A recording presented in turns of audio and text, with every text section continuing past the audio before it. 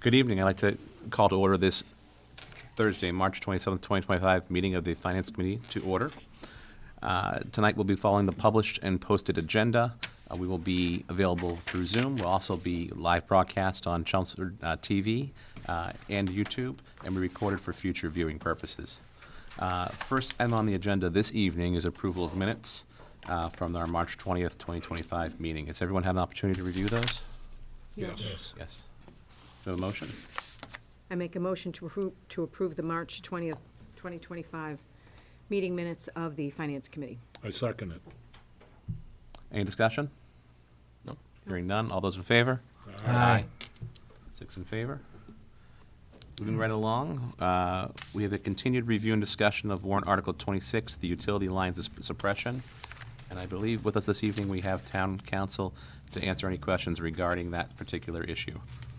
Probably John Souza, who's on the... And John Souza, who is on the... Who's on the committee, can Ray just give us a quick summary of what happened yesterday at the meeting? Certainly. And then, Oh, good. that way it's not needed, not on the committee. Good evening, Mr. Chairman, Finance Committee members. So the Community Preservation Committee met yesterday evening, 5 o'clock, and had a brief meeting. And Town Council was available at that time to answer some questions.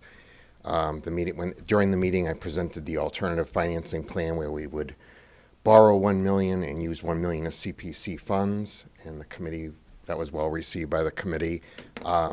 The committee members asked a number of questions of Town Council, and to summarize, the next step really is there were some questions on whether it would be whether you consider it, you're trying to preserve a historic asset, or there were questions along those lines.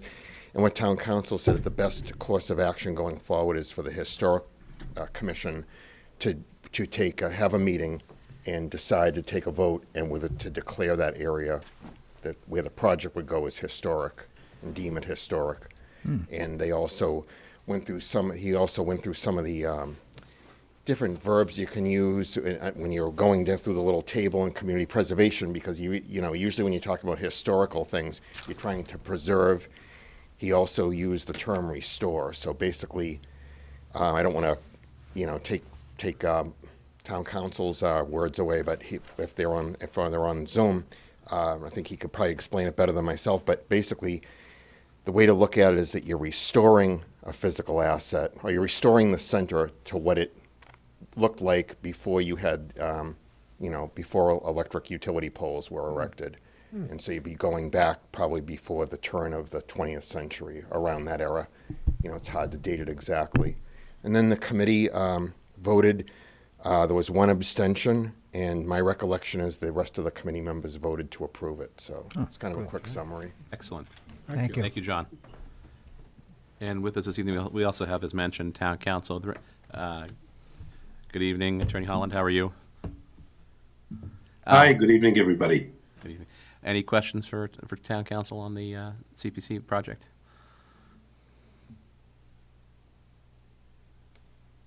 So, I guess, other than, John summarized it, so you do feel that we should proceed forward, at least try it at this point? Is there any negative, like if they don't approve it, then is there anything negative that we maybe should consider that would impact it not to go forward? Or do you feel like we can just try it? If the Attorney General says, no, you can't use it, then no harm. Good question. So let me sort of try and summarize what I had said to the Community Preservation Committee. And maybe I'll start with just quickly quoting from the statute itself. So as you all know, CPA funds can be used for, among other things, the acquisition, preservation, rehabilitation, and restoration of a historic resource. Now, historic resource is specifically defined in the statute to mean, among other things, an area that has been determined by the local Historic Preservation Commission to be significant in the history, archaeology, architecture, or culture of a city or town. So My understanding is the intent of the project is to submerge the above-ground utility infrastructure, essentially to place the Chelmsford Center, or that portion of it that qualifies as a historic resource, to the condition that existed prior to the installation of the utility poles.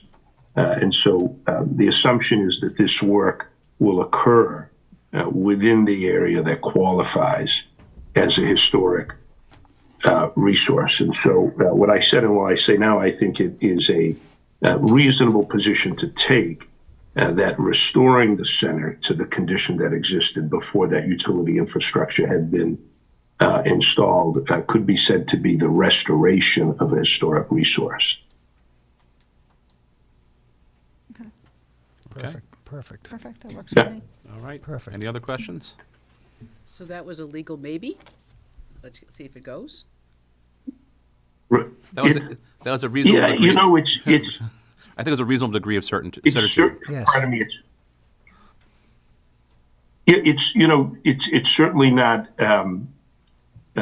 something that's clear. I think it's a matter upon which reasonable people could disagree, and so there's always a possibility that it could be subject to challenge, or that the Department of Revenue may disagree. But I certainly think that there is a reasonable argument to assert that this is a proper use of CPA funds on the grounds that I mentioned. Okay. Okay. Any other questions? All right, Attorney Holland, thank you very much. Thank you very much. Thank you. Appreciate it. Thank you all. Have a great night. You too. Thanks. All right. Moving right along, we have a review and discussion of warrant Article 27, which is the Happy Tales Pet Cemetery. And with us this evening is Mary Donovan, right in the audience. Mary, if you want to come up and speak on it?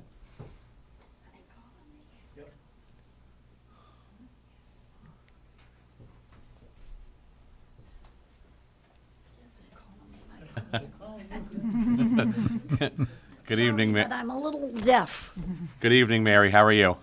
a nervous wreck, but I'm sure I'll survive. Anyway, I have my speech for you, Okay.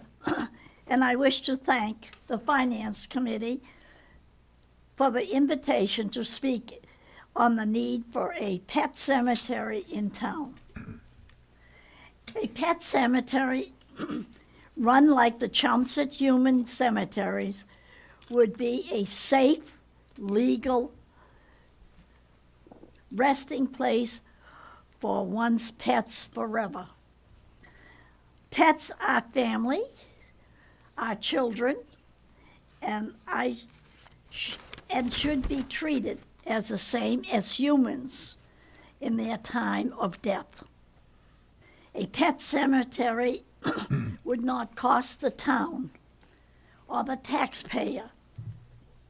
Pet owners would be responsible for the cost of the burials, sorry, Okay. such as burial lots, opening of the lot, caskets, markers, and maintenance fees forever. The maintenance fee goes into an endowment account for maintaining the cemetery forever. A pet cemetery is a place where you can always visit to share memories with family, friends, with safety, security for an eternity. If you have any questions regarding why I'm pushing for this, I'm ready for them. If you want to know prices, I can also give you that. Okay, are there any questions? Prices of what? You You gotta can speak up. Yeah. Oh, sorry. Prices of what? For the cost of burying pets in a cemetery. I'm Mary Donovan's daughter, Mary Ellen Sorensen, so I'm going to kind of step in here because the hearing's a little bit. So what we're trying to do is a pet cemetery because I had some pets up in Tingsboro, and I come to find out because I got no knowledge of my maintenance fee being paid. The gentleman wanted to subdivide the 3 parcels and has now built 2 houses on parking lot as well as, but he hasn't maintained. On the which pet he's supposed to, on the cemetery. pet cemetery. My question is, I don't have children, I have animals. And when I come to put into my animals, I put a lot of money into them. So it's almost even more than a person. But what I was telling her was that if we have a maintenance fee with town and we're able to do it, calculating $25 per monthly, say 1,000 animals, you're looking at about 25,000 per month. About yearly would be about 300K. So that's not even including the actual burial, opening the graves. That would, again, would be cost to the actual party.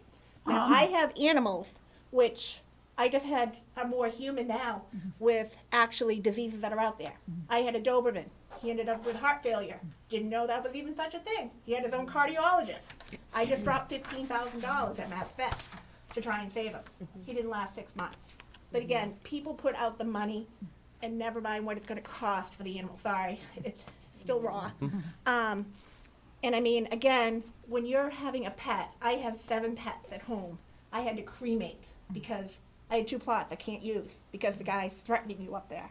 I want to go to a place where I can drop my animals in a nice, safe, secure area, put a marker, and be able to go there. Those dogs I've had since 9 months old, so 15 years on some of them. So they're your family, and there is money to be made in the pet scenario. And when it comes to actually putting your pet in a cremation and burial, it cost me $1,000 to put my dog down. Cost me a decision I had to make whether I was going to cremate or bury it in some place. The actual cremation, I had to make a decision whether it's going into a big crematorium with multi-animals for a set price, or do I privately have him cremated so I have those ashes. And even a lot more people nowadays are doing the jewelry, pictures, collages. So there is money in town to be made. And I think that we're transitioning into a more modern town, or at least that seems what we are trying to do. And I'd like to stay in town, but I'd like to have things that are more convenient for me, my family, and my future. So there is money to be made.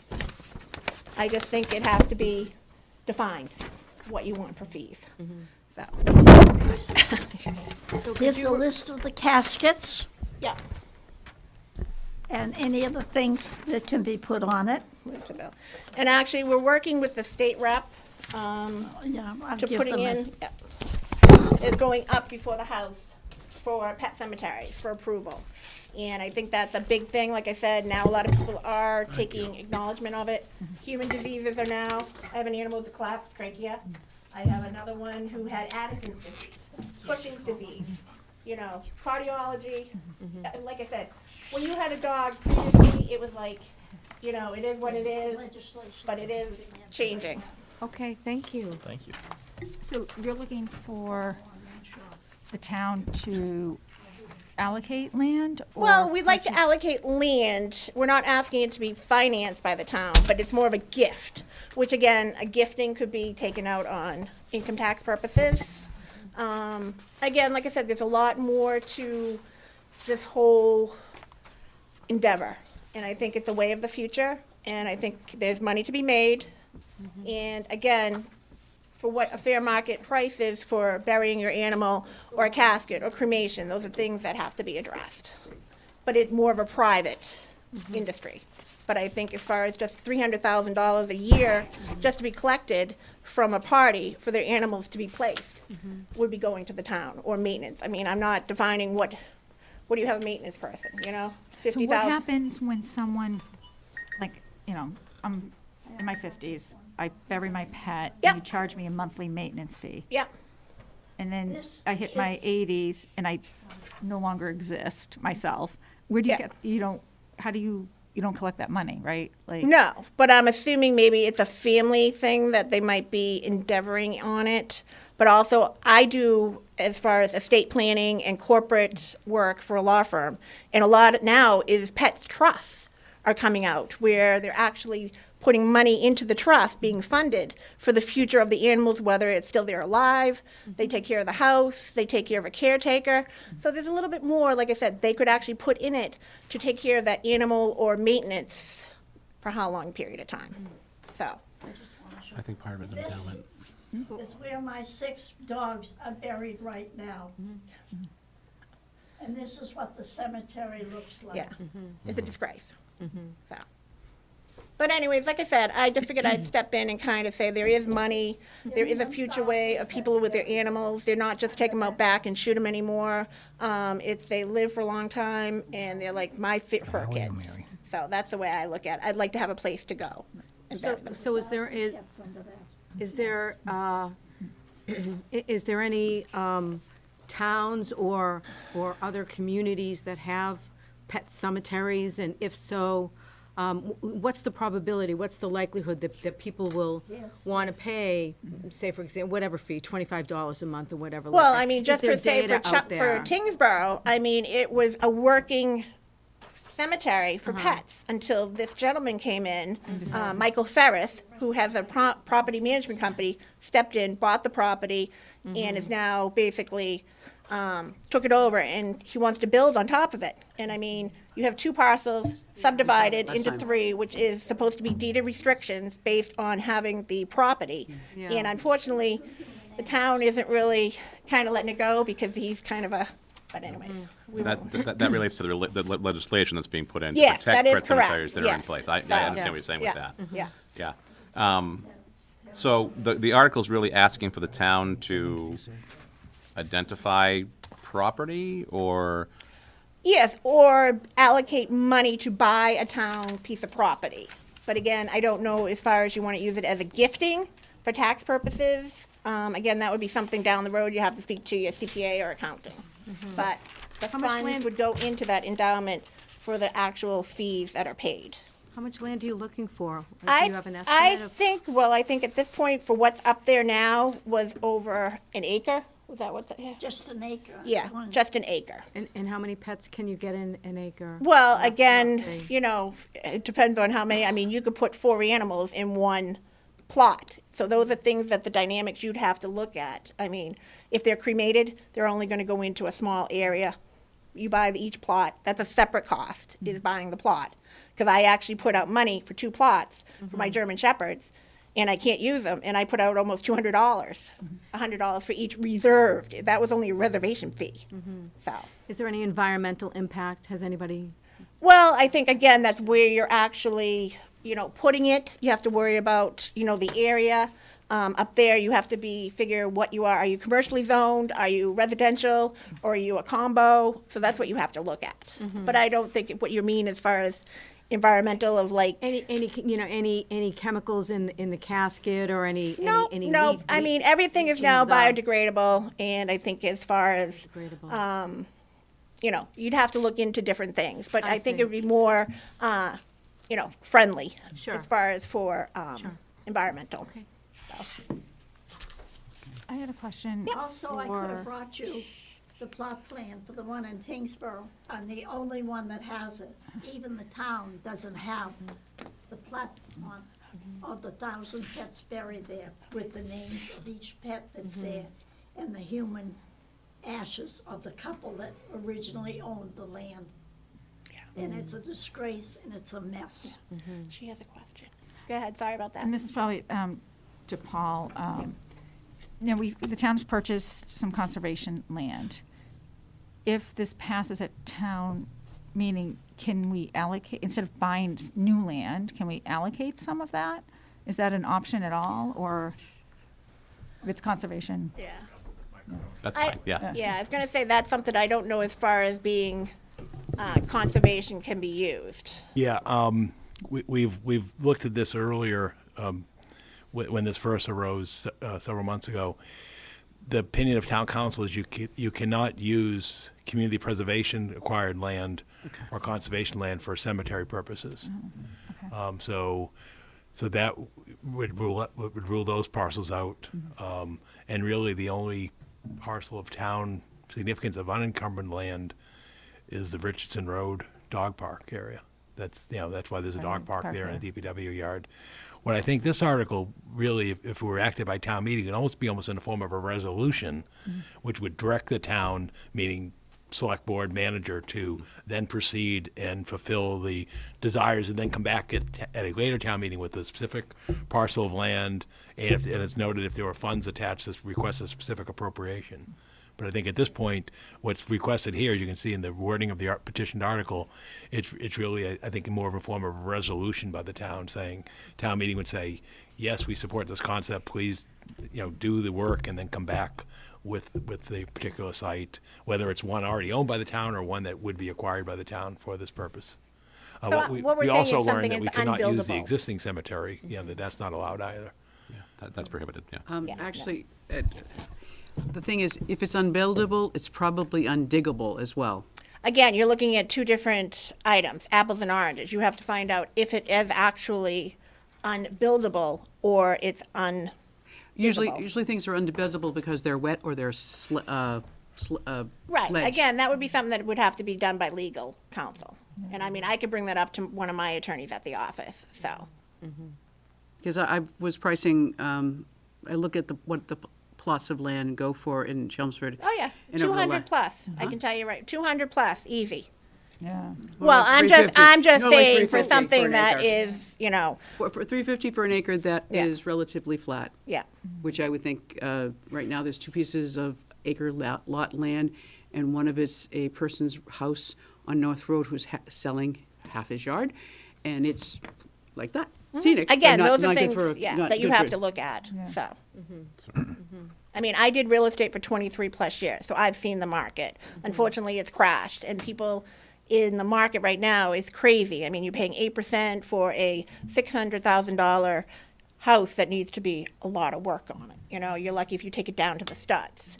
Again, those are things you have to look at, see if they're feasible with the property, what you want to pay. You got to look at any encroachments. You got to make sure your abutters agree, and different stuff like that. And again, what she's saying is diggable or buildable on. It's two different concepts. So, but anyways, Any we other appreciate it. questions? Anything, questions? I have one more question, Yeah, sure. please. Have you thought about who's going to maintain it and how the funds are going to be collected and reconciled and maintenance people are going to be paid and landscapers are going to be paid? Like, how is that looking in Again, your like mind? we've, definitely you will need somebody who does maintenance. You'll also need some form of accounting to be done. We'd also work with the town because like I said, the revenues would be going to you folks for what we are. So you have to make sure everything's balanced, your spreadsheet's done correctly. I think we've gotten a little bit down the road that we haven't got that. We're just actually want to have the actual plot and move forward from there. But I think, like I said, if you're collecting 300K, I mean, you give somebody, 50K, just for maintaining that as a second job, I don't think that's, so. Thank you. Thank you, appreciate it. Thank you. Sorry to interrupt. No, thank you. Thanks. Sorry, bad timing to get old. Yes. Thank you. Never a good time. Never a good time to get old. Seems to be a theme this evening, Yeah. right? All right. We've already discovered the other night that I'm a senior citizen, so yay.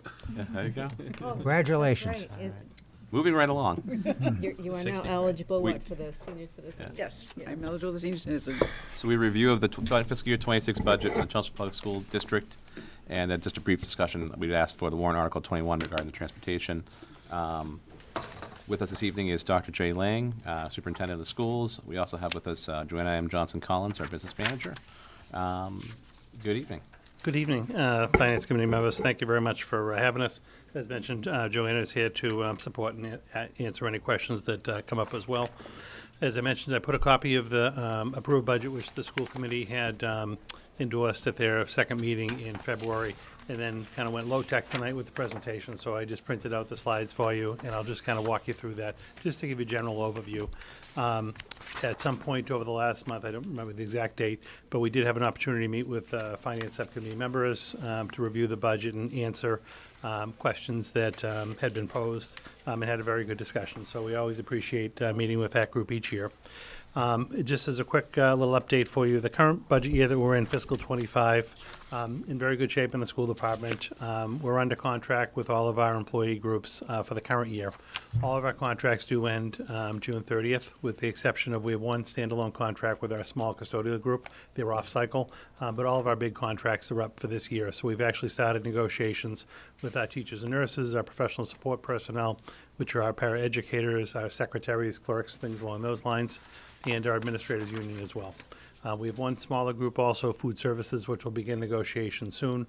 Their contract also is up June 30th. It's a relatively smaller group. We just haven't begun that process yet. Overall, all of our employee salary accounts, non-salary accounts in very good shape for the current year. I have no concerns with our funding. And as we started to formulate the budget for next year, this is information that was shared with you at the December tri-board meeting. It didn't change. Again, I'm happy to go into detail if you'd like, but just overarching, we were looking at about a $3.5 million request for next year with regard to level service budget in the schools. Some of the cost drivers are very similar to what you're seeing on the municipal side. We do have contained in our budget a set aside for our collective bargaining. We always include a line because we are going to be entering negotiations. Unlike the town side that would come forward to town meeting, the school committee could actually settle the contract and then not have to come back to town meeting. So we do have a reserve within the budget for that. We have step increases already built into the budget each year based on prior contracts. We have individuals each year that let us know that they're taking advanced coursework or they're seeking an additional degree, which would move them along the salary scale. So that has been included. And then we still have some of our employees that were hired prior to a certain date are still eligible for a retirement incentive when they leave. So they tell us in the fall that they're going to be retiring at the end of the school year. We're able to bake in that number into the budget request because we know we'll have to pay that out in ~26. So the salary-related items are about $2.6 million in round figures. When it comes to non-wage increases, this has been pretty standard for us. Our regular education transportation costs, our big yellow buses, go up by about $250,000 next year. Our special education transportation vehicles, so these are some of our smaller buses, as well as 70 vans, things along those lines, about $171,000. Both of those contracts are in place for the current year as well as next year. We do have about $250,000 worth of out-of-district special education tuition increases. Most of that is driven by current placements, just the actual cost accelerators that the state sets. It's actually the OSD for the state is the one that sets the tuition rates at the out-of-district schools. So that's really just formula-driven by the state. We did have to increase utility costs because of our new contracts and just increasing costs kind of across the board. We had some smaller contract increases, just like every department's kind of seeing in the run-of-the-mill contract administration. So all in all, we were looking at about a $3.5 million request to get up to that level service. One of the things that we did in our budget, we had very few kind of staffing FTE type situations for this year. We did incorporate, again, all of the steps and lanes in our calculations. Again, we do know that we don't have contracts set, but we have that set aside. But we did assume, obviously, everyone was going up a step, and if there was a column change, we accounted for that. 3 years ago, this is the second bullet on the third page. 3 years ago, we actually brought an in-district special education language-based program to our middle schools. It's a program that's been very successful. We've actually grown it each year, grade by grade. So it started out in grade 5. We had to add in grade 6 a teacher and some staff in grade 7. So next year is actually the last year that we'll be adding that for the middle schools.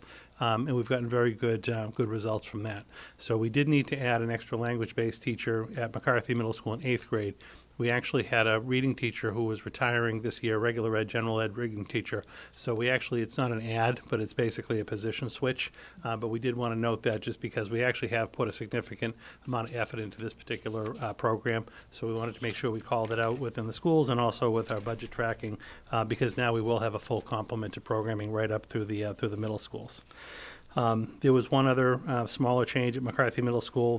They had, again, under the reconfiguration, been looking for a little bit more student supervision and support and had requested an additional supervisor of students position.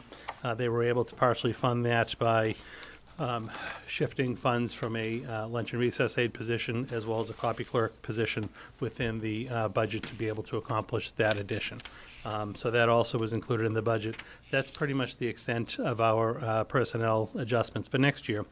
And the way we were able to bridge the $3.5 million kind of gap, or what we're looking at, if you actually work on the last slide from the bottom up, the town manager, when we talked in December, and my continuing conversations with town manager Cohen, ultimately agreed to just about $1.8 million in additional funds coming to the school department. We were able to confirm that we're going to receive approximately $300,000 again from Valley Collaborative, which we're going to use as a revenue offset in our budget. That's included on the special ed transportation page. We were fortunate to receive additional circuit breaker money, so this is money that we receive for special ed tuitions and transportations as a reimbursement. Again, this is going to be very complicated, but as a district, we end up having to pay about $50,000 out of our pocket right up front for any special ed tuitions and transportation costs. Anything over that foundation amount ends up being received on the tuition side, reimbursed at 75% this year. And then if there's extra funds, they then start to reimburse transportation up to 75%. This year, they were able to reimburse up to 44% on the transportation side. So it ended up being an extra $1 million or so in circuit breaker funding that came to us. So we're able to allocate that as a revenue offset to try to get to that $3.5 million. I'm sorry. Oh, did you? Oh, okay. We reallocated the Director of Food Services, which was a position which was funded within the local budget. We're now going to offset that, just directly charge it to the school nutrition fund. It is allowable. The fund has sufficient funding to be able to do that. And ultimately, to close the gap, we were still about $250,000 short. So we do have to reduce a number of tutoring positions in the schools. That approximately 18 of the tutoring positions. Now, these positions weren't all filled. I do want to say that it's not going to be actual people who aren't going to be filled. We've had a very difficult time since COVID of hiring some individuals for these positions. We've obviously funded them, and we try to recruit and hire them, but we have not been able to do that. I'm sorry, we didn't cut 18. We have 18 in the budget. We had to cut 12, so we're going to retain 6. So 6 are still going to be allocated to some of the higher need schools, particularly the schools that don't necessarily receive some of the Title I federal funding to support our intervention teachers. But in a nutshell, that's how we were able to kind of address that $3.5 million that we were looking to fund for the budget. Which elementary schools are the Title ones?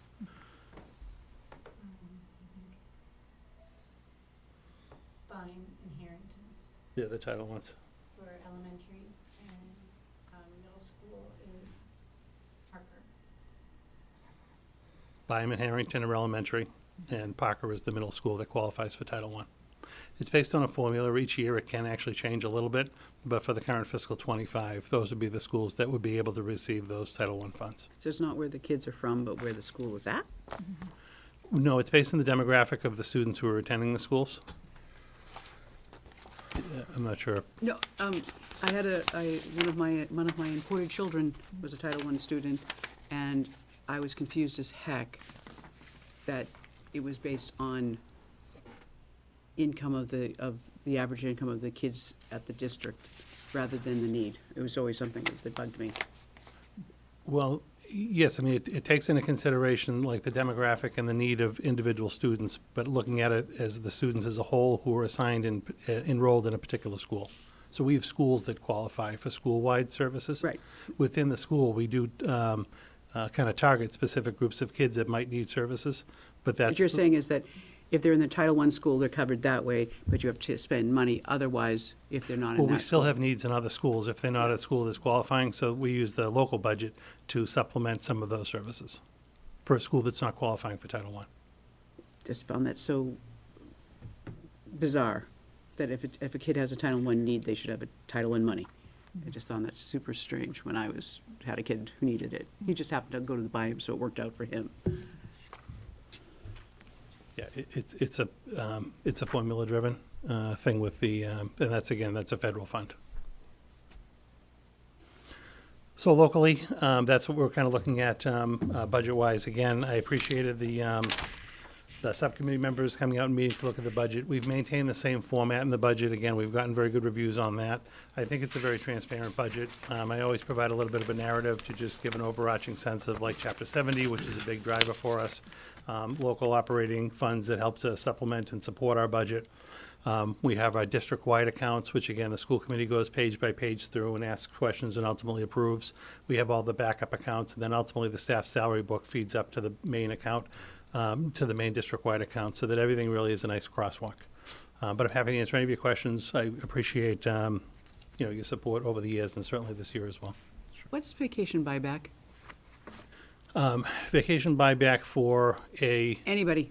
Because there is, I'm going through it, and I see several places where it's vacation buyback. so there'd be certain contracts, an individual contract may call for if an individual has vacation time available at the end of the year that has been unused, an individual may be able to purchase or receive compensation for not using that vacation time. Okay. On the director of school nutrition, that's now going into the revolving fund, will you have enough money to maintain, like, will this revolving fund be able to fund this position permanently through that? I do you think that would be, obviously, at this point, the hope, Yeah. because to have to move it back to the local budget would obviously be problematic. The entirety of the rest of the staff in the school nutrition program are charged to the revolving fund. This is a position that just had been charged to the local budget as kind of an overarching kind of program administrator type role. If the school nutrition fund has available funds, it's certainly an eligible and allowable cost. The fund has actually been growing over the last number of years, in particular because of some of the federal and state extra subsidies we've been getting for reimbursements. So we're at a very healthy balance at this point. For at least the next number of years, I don't see it being a challenge at all. If the state ever changed their mind and stopped fully reimbursing student breakfasts and lunches, you might see the funds start to be depleted a little bit because we are getting extra high reimbursements right now. It could be something we have to revisit in the years to come, but I think for the next few years at least, I'm pretty confident that we'll be able to keep it charged to the revolving fund. And how much of the school's budget is reliant on federal funds? Is there a So risk? this budget here doesn't have any federal funds necessarily included. We receive approximately $2 million in federal funds, Title I, II, III, IDEA for special education reimbursement. The two big funds are Title I and the IDEA grant, but approximately $2 million this year. Okay. Obviously, we're concerned, we're kind of looking to see if those are going to sustain or not. In addition to that $2 million in direct funds, we do federally receive about another $1 million worth of reimbursements for the school nutrition program. Okay. So again, we don't, as of right now, we're receiving that. So $2 million in grants, an extra $1 million, again, ballpark, in school nutrition. So about $3 million are coming federally. Some are, obviously passed through DOE. We're still waiting to kind of see if things are going to change on that part. We haven't heard yet. Obviously, if things ever did change, that would have a pretty significant impact on us because it does fund services, particularly the Title I grants, to some of our most in-need schools and students. Okay. But right now, there's been no indication that it would be shifted or going away. Another question, percentage of English language learners as an overall population?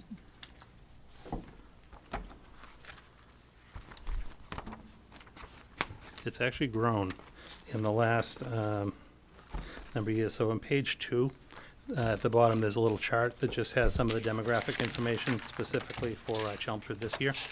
But you can see that our L population is 6%. So So, 6% sorry, I'm of trying students.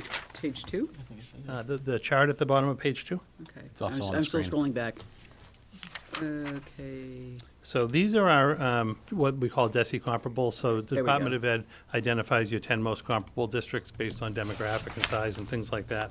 And this is a little chart we look at each year just to take a look at enrollment.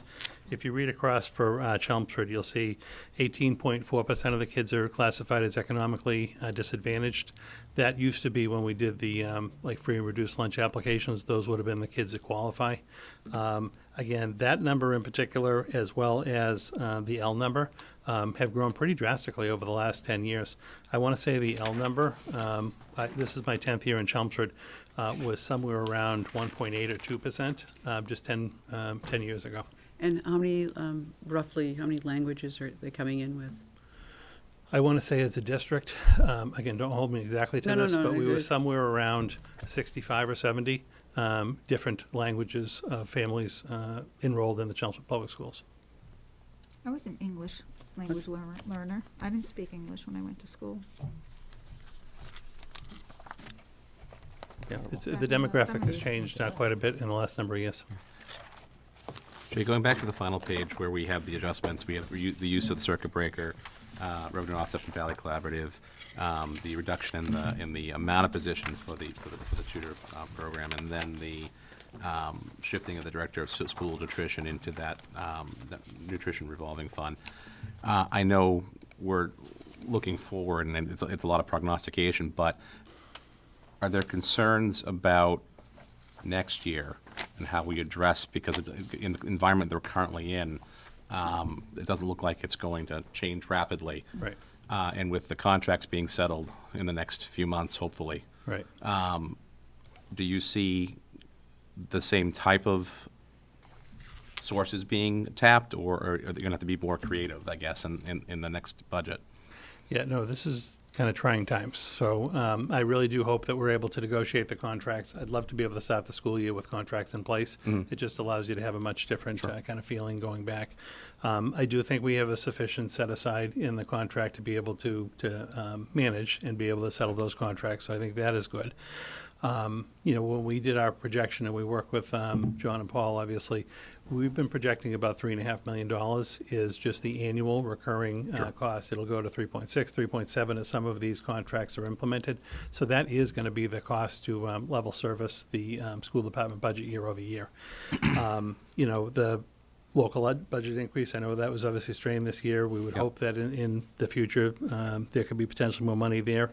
Valley's a little bit of a wild card, to be quite honest with you, because it's a balancing act among the collaborative districts where we try to keep the tuitions actually as low and reasonable as possible for our member districts.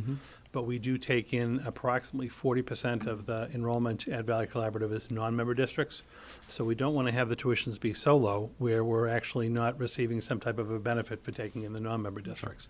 So it's a little bit of a balance. We either kind of pay it now, we pay it later. But I think the $300,000 is a pretty good estimate for next year, just based on what Valley has been sharing with us at the board meetings. We had a board meeting, I think, just right before the holidays in December, and they were looking at that point of potentially $1 million to $1.5 million of excess revenue at the end of this year, which would have to go back to districts. And for us, our apportionment of that is about the $300,000. So that's why I was comfortable with that. Circuit breaker is honestly a wild card. So that is something that concerns a lot of people at the state. There's been a lot of discussion around just the legislation itself, where it actually talks about fully funding circuit breaker is technically at the 75% reimbursement level for over that foundation amount. So we're always paying the I think it's actually $52,000 right now, and then you hope to get paid, reimbursed 75% of your costs over that. There's discussion around that really needing to be, 80 or 85 or 90%, just because some of those super expensive students just, really, really kind of have an impact on your local budget. We also lobbied hard when the Student Opportunity Act went into effect, because that was not an act that was going to really help suburban communities. It was really targeted more towards the urban communities. One of the ways to get some of the suburban communities on board was to include reimbursement for transportation services. So at least we have seen some reimbursement on that. But again, the legislation targets a 75% reimbursement on the out-of-district transportation. We, as a superintendent organization, have been lobbying to say, again, 75 is kind of an arbitrary threshold. You're still having to pay that 50 out of the gate. Your average per pupil you're getting for someone in the state could be $15,000, $16,000, $17,000. So it's just a huge increase. The legislature also doesn't seem to be fully funding that, even at the 75%. It just seems to be they're looking to fully fund tuitions. Even though we're providing data with them throughout the course of the year about how our tuitions are running, they should be able to better predict exactly what the cost for special ed transportation is going to be. They just haven't. So it's almost like a whatever's left, we'll put it there. So I am at least pretty confident that we'll be receiving the 75% in the tuition side, but it's the transportation that's just it's a wild card for us. And I understand at the state level too, if you put more money into that, you have to take it from somewhere else. So it's one of these kind of games as far as where's the money going to go. But there is a significant amount of lobbying that's being done on that front, just because of some of the extremely high costs of educating, really a smaller number of students, not only in Chelmsford, but in most districts. So I'm very, cautiously approaching these next couple of years, because I do feel like this budget puts us in solid footing for next year. I'm very confident with that. We're going to be able to maintain the services and programs we offer our students. We're going to be able to still attract a robust staff. We're actually in the process right now of hiring for next fall, because the school committee did approve the budget. There are a lot of communities around us that are really struggling even more than we are. We actually have already advertised. We only have 6 or 7 openings for next year because of retirements, which is a really relatively small number. But we're already on the street and starting to interview for next year. So there's a very good chance we'll actually be pretty fully hired before we leave for April break, which is phenomenal. So we're out there. We're hitting the job fairs. We're really trying to get some of the new talent to the district. I'm very happy on that front. It's a desirable place to work. It's a very good school system. It's a very good and supportive town. But we want to make sure that we maintain that. So we're in good shape for next year. Just kind of looking at 27 and 28 as also being kind of tough years to navigate. That's fair. Speaking of looking to the future, do you have a silver tsunami of retirements coming? Are you kind of like My retirement? No. Our staff are actually pretty well apportioned age-wise. We don't know exactly. The hard part for us is we obviously have employee age, and we know if someone is a Tier 1 or a Tier 2 employee to know what age they might max out at potentially based on age retirement-wise. The hard part for us is we don't always have the history of where individuals came from into the district, captured anywhere, to figure out if, So you don't know if somebody came from Tewksbury and had 6 years there, so you might say, oh, they're only 25 years here, but, oh, they already hit the 30. Well, that, yes, and they may have been in a different retirement system that might be actually transferring into MTRS. And for MTRS now, if you're going to retire as a Tier 1 employee, you actually have to get 30 years of service in a teacher retirement system, not just a municipal system, or it puts you in a different retirement category.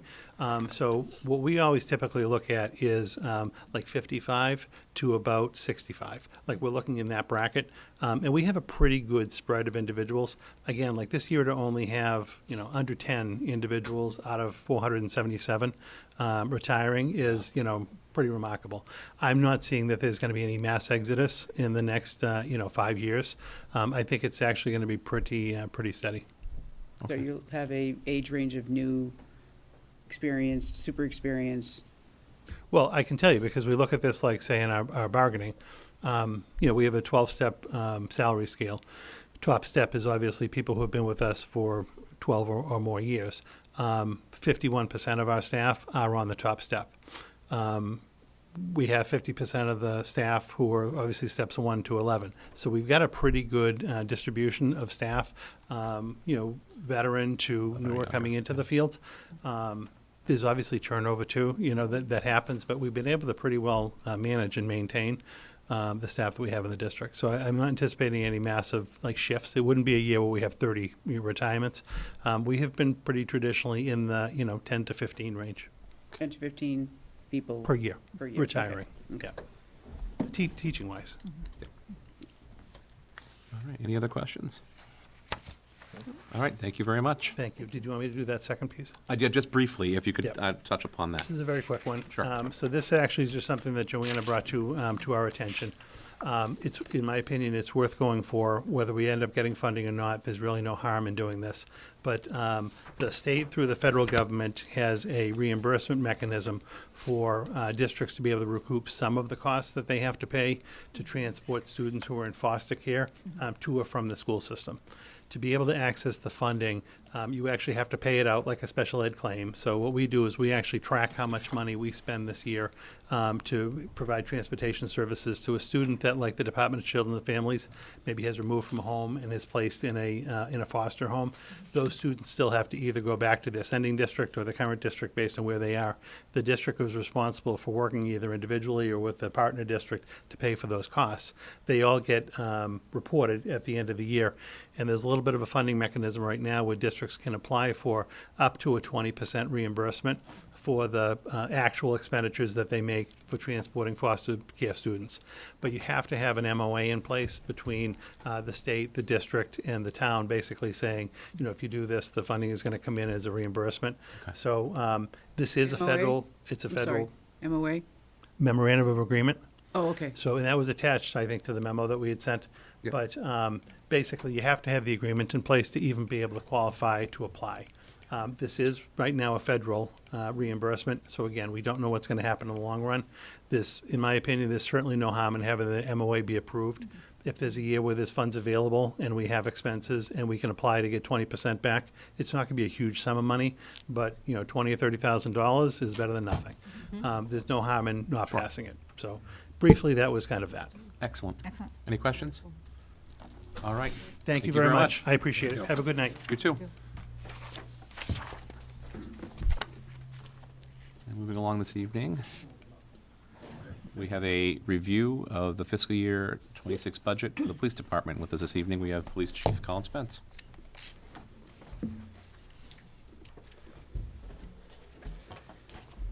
Good evening. It's an honor to be before all of you tonight. I would like to thank Finance Committee members Elaine McDonald and Chairperson Jim Clancy for meeting with me several weeks ago to go over the FY26 budget.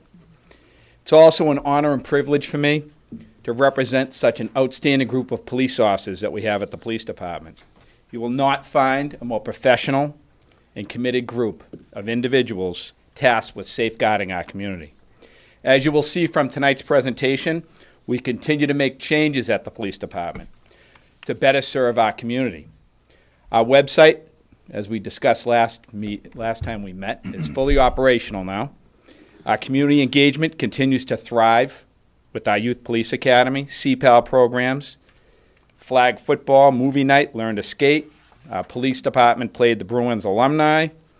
We help with cops with kids with cancer, school resource officer program, Toys for Tots, Touch a Truck, drug take back, various training seminars that we've had throughout the town, behavioral health program, which I'm going to talk about a little bit, comfort dog program, community reading, station tours, and this year we're also going to be adding a open house at the police department. All of these programs would not be possible without the support of our community and our excellent group of officers.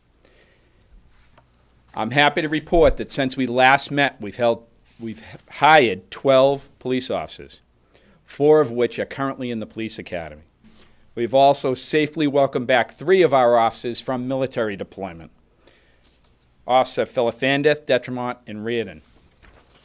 And we honor them today at the Veterans Breakfast for their service to the country.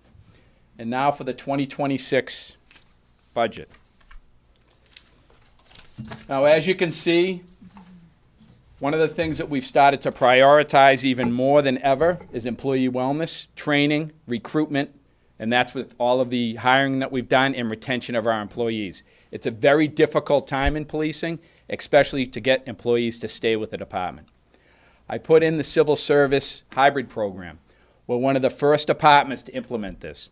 What that allows us to do is we can now hire officers from outside civil service, half of them, 50% outside, 50% off the civil service list. So it's basically the best of both worlds because we can hire trained officers that want to come to Chelmsford. We've hired 3 transfers in the past year, which are great because usually with 4 or 5 weeks of training, they can start working. A new officer, it's about a year from the time we hire them to the time they start on the department.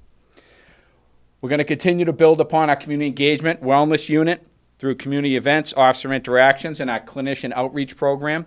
For those that don't know, we have a full-time clinician on staff that is funded through a grant currently. We're hoping that the grant gets renewed in July. We're partnering with our diverse community in order to deliver exceptional services to all members of our community, increasing the police presence in the community, utilizing community policing strategies, enhancing community partnerships, and 21st century policing practices, and provide opportunities for employee professional development, career growth. What we found in policing is employees, if they're not growing professionally, they're not staying.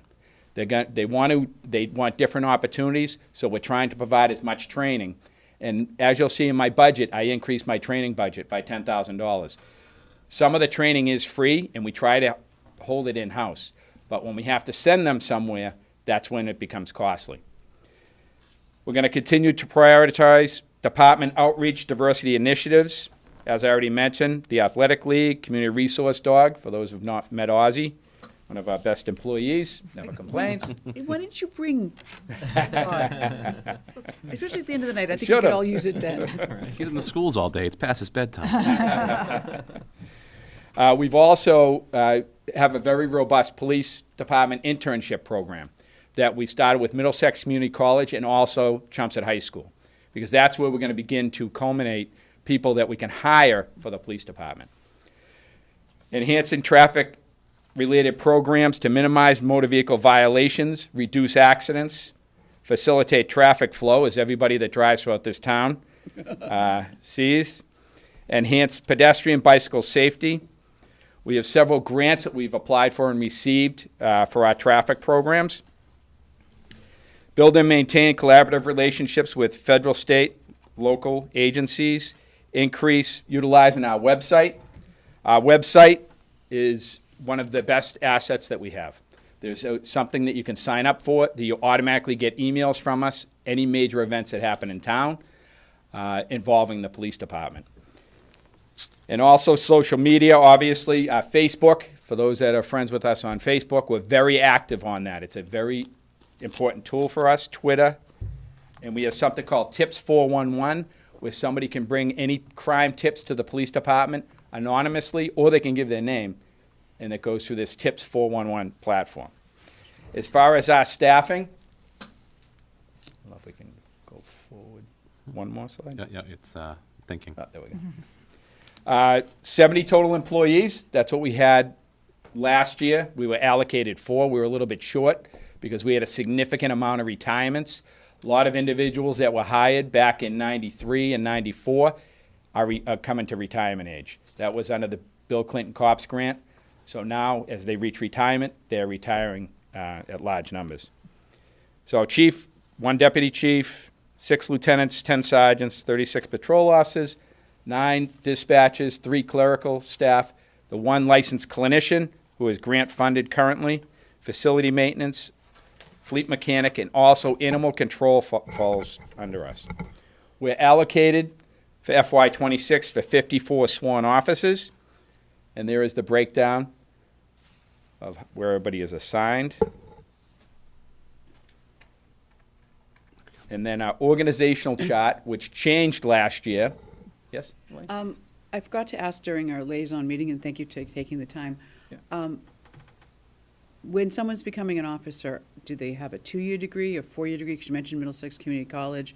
Are you looking for psychology majors, looking for social, looking for criminal justice? What are you looking for in a new officer to have background besides the training in the academy?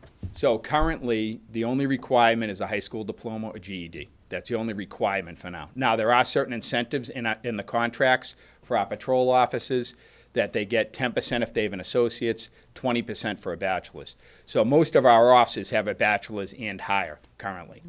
But what we're trying to do is go into the colleges. If they're already on the path, what we find is they will stay in school even when they come to the police department.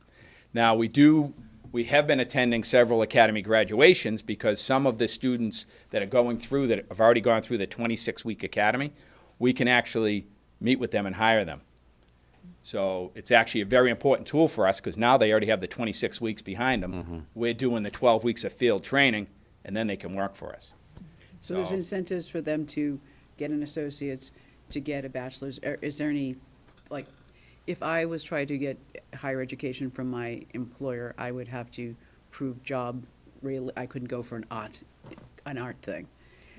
So is it related to, do you only pay for related, or is it for anything as long as it's got the... It's somewhat related. So we've expanded it to like psychology, sociology, things along those lines, because what we've learned is we need that in policing. Okay, it's no longer that the criminal justice degree is the best degree to have to be a police officer. There are so many different facets to what we're dealing with, especially the mental health issues that we're dealing with, substance abuse issues. So we've relaxed that somewhat.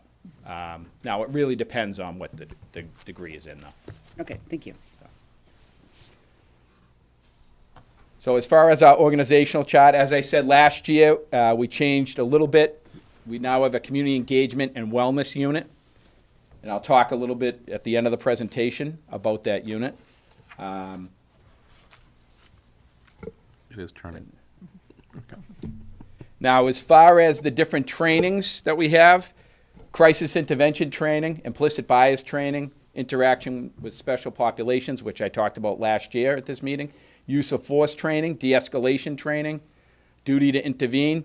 A lot of these, as I go down the line, are related to use of force, because that is one of our biggest liabilities with the police department, is the use of force. We want to teach our officers, in our training unit, we have Sergeant Nick Zeminski, who is known in the state for his training abilities.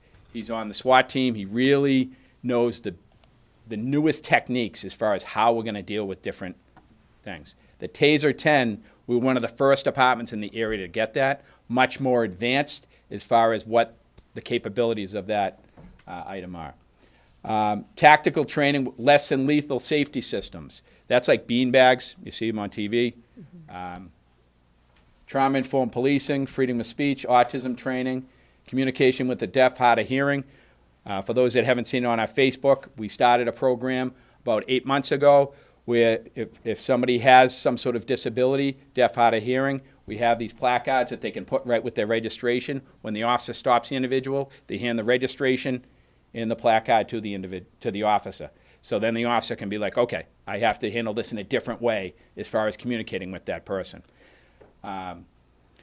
Human trafficking, hate crime, dealing with emotionally disturbed persons, substance use disorder training, and officer wellness training.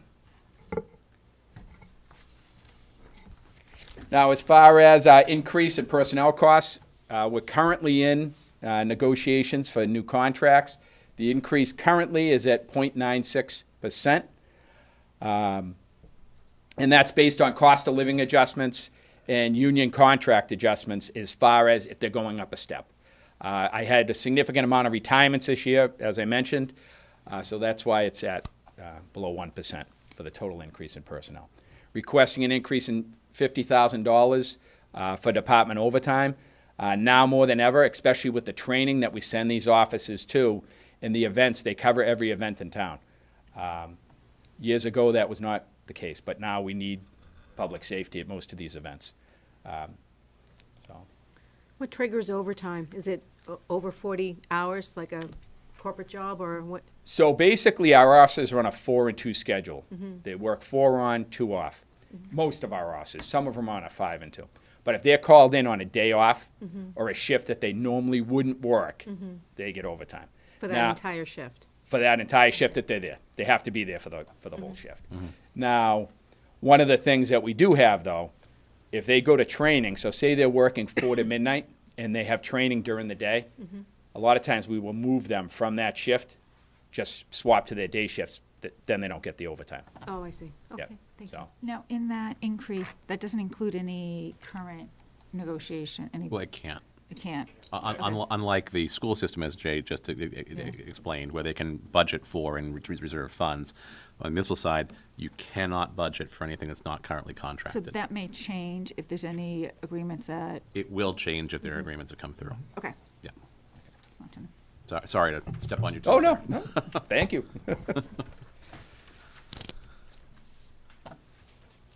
Okay, and the next. Come on, there we go. There we go. So this just shows the overtime increase, FLSA increase. What we've been finding is that individuals are using that more. And then at the bottom, physical training incentive. There's an increase in that because we have a much younger police department. As far as probably half of our employees are under 30, 35 years old. So that is why that number has changed. Can you remind me why the dispatch jumped up last fiscal year? Why the dispatch? Yeah. So 380 to 503. I believe what that was, there was grant, 911 grant. That when it goes on there, comes off. Usually we receive between 130 to 170,000 in grant money. So that would come off of that, so. Meaning we apply for it, and then if we get it, then it goes against the Exactly. cost. Okay. Exactly. And that's one of the things with our behavioral health, having a clinician on staff. We applied, not only do we get a grant for the clinician's cost, but then the state gives us 911 money because we provide behavioral health services Nice. to the town, so. Do you get reimbursement for details or anything? Yes, so most of the traffic details that you see throughout town are hired by a contractor. So the contractor pays the town for that officer's service, so we're not paying that. Okay. Yeah, that's normally, it's not coming from the police department. That would just be if Comcast is doing work or whoever is doing the work, and then they reimburse us for what the officers paid. And where do we see that revenue? Well, there's a 10% surcharge that goes directly, I believe it's to the town account, on top of every detail the officers work. So the officer would get paid, so say it's $400, and then another $40 would go to the town. And the costs are not in your budget, correct? They're But for details? for details. For details, no. No. They No. wouldn't pay, They- no. So Yeah, those are. They you would guys- not be, yep. that's not something Selling- that the town Right, pays, right. so. Yeah. But we'd see the revenue, the 40% that goes to the town, where would we see that? We see 10%, so for, We Yeah. see it where? It goes into the local receipts. Local Well, receipts? the local receipts, Okay. the numbers that's reported every year, yeah. All right. Yep. And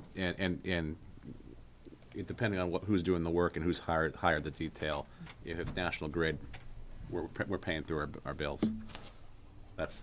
Oh, thank you. Well, just let you know. you're welcome. I'm not surprised. And as far as our expenses, and I'll go into those, that's going up about 6.5%. Yeah. Okay, And come on. There we go. one of the big drivers, electricity, obviously. I think everybody knows, just from their own bills, electricity going up about 10,000, gas heat about 5,000. Vehicle maintenance, projecting $5,000 additional. Gasoline, if you look at that one, that's going down about 16,000 just based on the gas prices. Contracted services, we've been running higher than 50,000, so I'm asking for 60. And then the other thing is uniform allowance is going up $10,000. One of the big drivers of that, I'm hiring so many new officers. To equip an officer with new uniforms, about $2,200. So if somebody comes in, we have to provide them with all the equipment, everything, and that's why that is going up. Staff education, as I mentioned earlier, for employee retention, they want a professional development, and that's why that's going up by 10,000. New equipment, our equipment is much more expensive. One of the things that we just found out this year is Ford changed the interior of their Explorers. So we had to buy all new mounts. A lot of the things that we had, normally we would transfer them over. They made a slight change in the, the front seat, so we have to, account for that. In our vehicle costs, we're estimating are gonna go up about $18,000. Can't shift stuff from the old to the new anymore. It's like when they change the chargers on your phone. Wow. So that just details the main expense issues. And if we look at the total budget, it's going up about 1.6% or $143,804.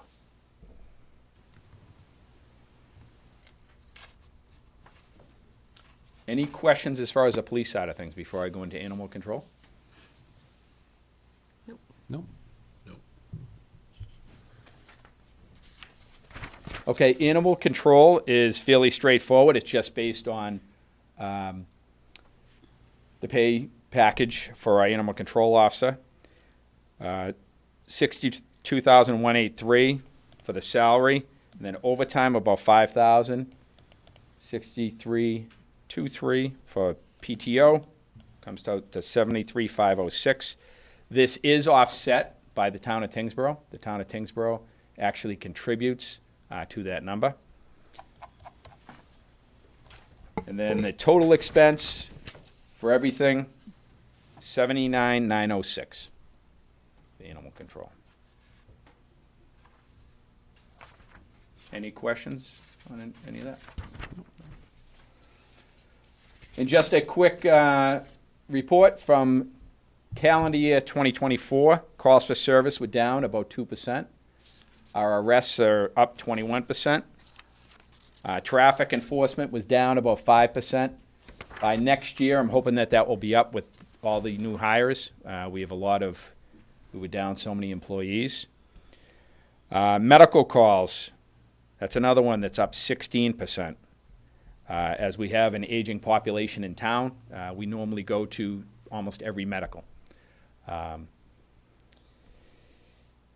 If we look at beanies in the commercial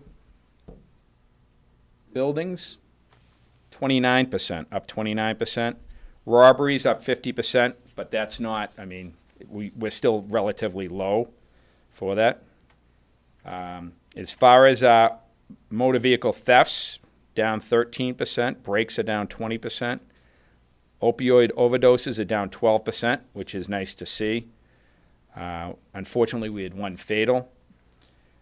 Fraud crimes are down 16%. Shoplifting is up again, 28%. We've been having a significant issue with shoplifting. Foot patrols and property checks are down 8%. That should be going up with the additional personnel.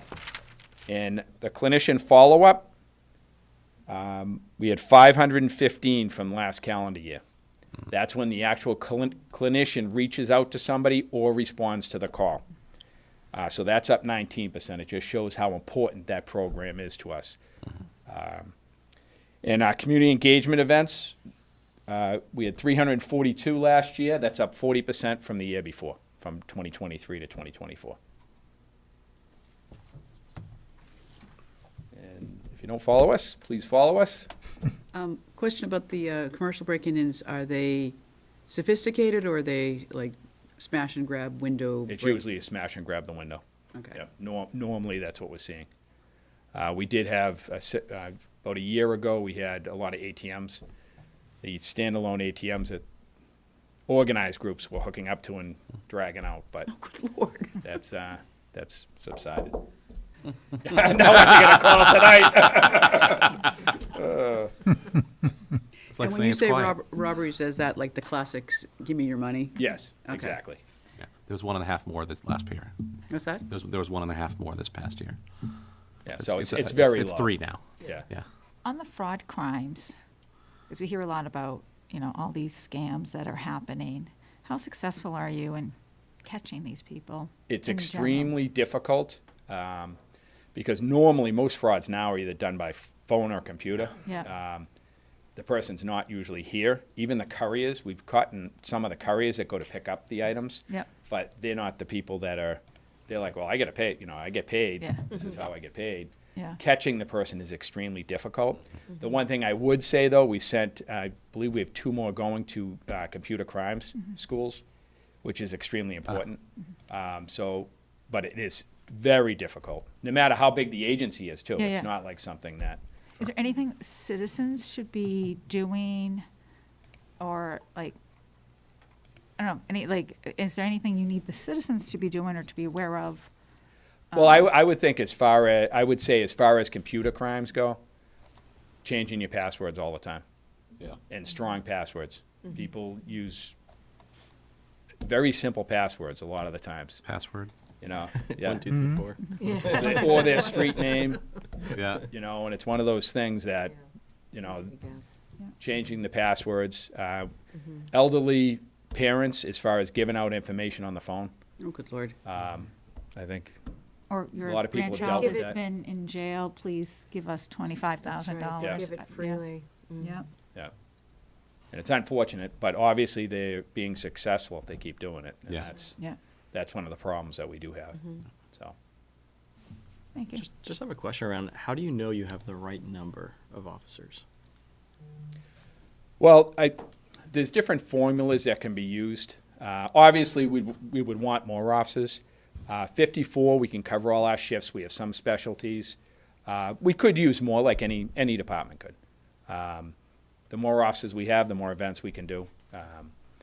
And my hope is this year with these new hires, will definitely get us where we should be as far as doing more events, more and more events. And I have a great group of officers. A lot of these events that you see them at, they're volunteering their time. You know, they're not getting paid. You know, if you see, we have learned to skate and all these different things that they're going and they're passionate about it. But it's very important to us because that child that we're dealing with could be 12 years old. When they're turned 15 and they're getting into that age that they might go one path or the other, and then they remember Officer Sullivan or, you know, and have an interaction with the police officer, then they might become a police officer. And that's what we're trying to encourage. Do you benchmark, or do you look at number of average calls per officer per day? Like, No, so basically there's different formulas. So certain areas, 2.3 per 1,000 residents, 1.8 per 1,000. It's usually between those two numbers. got it. And where are we? Now, for that? we fluctuate, we're probably like 1.7 per. I would have to actually do the number.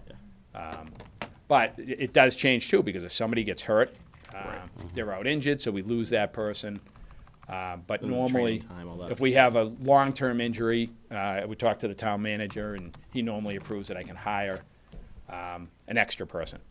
And the other thing we have is it takes a year for that person to be able to work. So last year, we had a very low amount because we had hired a bunch of people, but by the time they go through the background, and you also had 3 people on military deployment. That's why I mentioned that. That was extremely important. I mean, we lost 3 people for over a year. So, Are they all reservists? yes. Okay. Yeah. So they were over in Syria and Iraq. So the garden spots. And we had a great, for those that didn't see it today, at the Veterans Breakfast that they have every month, we had a great ceremony welcoming them home. It was an awesome event, absolutely awesome. So. Any other questions? No. All right, thank you, Chief. All right. Thank you. Thank you. Thank you very much for your time.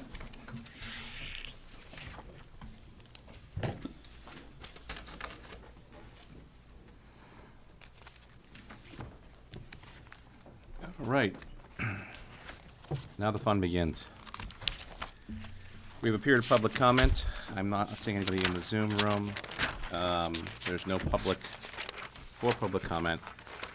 I do have 2 letters I've been asked to read into the record regarding one of the articles. I can hold those off of the articles, or I can read them now in public comment, whichever you prefer. For the committee, I'd probably wait till the article comes up. And I can wait for the article. Yeah. Sure. Okay. All right. They're both concerning the lighting article. Oh, okay. And I think you've all received a copy of them. Yes. Yes, thank you. All right. Is the article about how much would it cost the town to? There are two letters, one from the DPW and one from the Conservation Commission, that I've been asked to read into the record. Oh, okay. Yeah. I saw one. Yeah. Okay. All right. So we have a review, discussion, vote on recommendations for our fiscal year 2026 budget and Springtown meeting warrant articles. Let me bring up the warrant articles.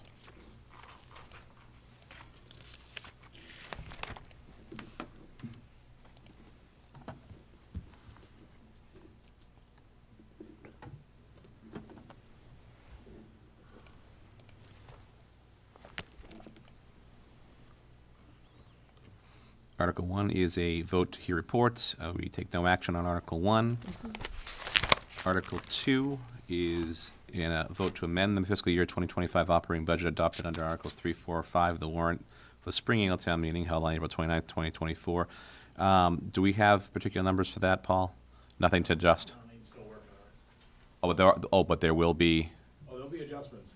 Oh, yeah. There will be adjustments. Okay. Well, I guess I should say it now. It's likely that we'll have also in Article 6, is it? yeah, contract agreements that are not currently executed, but will be potentially prior to town meeting. So we're not done yet. So whatever we say yes, yay, or nay to, We're they're still gonna outstanding. hold you have to off, come- we're gonna hold off on Article 2 until we have numbers to vote on Article 2. Okay. And then, depending on whether or not that vote comes before we finalize the book, the book will either say, there'll be information available at town meeting, we'll have a vote prior to town meeting, not either the week and a half before. I prefer to have it before the night of town meeting, especially for the contracts. So we're not going to do it like, I'll have to be here at 5:30 before the meeting. kind We'll of thing. see. I'm not gonna say yes or no right now. That's hopes. That's the hope and dream, yes. Okay. Yes. Are you going to entertain having a vote the night of town meeting? I would prefer not to, So wouldn't I. yeah. Yes. No, I'll just say, it's not gonna happen. The select board's meeting schedule in April is the 7th and the 14th, Okay, so by the 14th, we should have, and I'm hoping to have it for the 7th. okay. Great. If we have for the 7th, we could do, the calendar here. If we go a regular meeting night, that would be April 10th. Right. Oh, I'm in court in Worcester. It's probably gonna be the 17th. Probably gonna be the 17th. I'm guessing it's gonna be the 7th, oh, that's also bad. Okay. 17th. We'll talk later. Article 3 is to see if the town will vote to raise and appropriate, and that would be the first one, Neshoba. Neshoba. Okay. Do we have a motion? I make a motion to recommend approval of Article 3, to see if the town will vote to raise and appropriate or transfer from funds available a sum of money to fund the town's fiscal 2026 assessment to Neshoba Valley Technical School District or act in relation thereto. I I second it. Okay. Okay. I gotta And go this- home. I You gotta can go have sleep. I that. gotta go home to sleep with the husband. You know. No, you can have the job. You said it so fast, I almost didn't catch what you said. And just for clarification purpose, the amount of money is $4,035,630. $4,035,630. Okay. Discussion.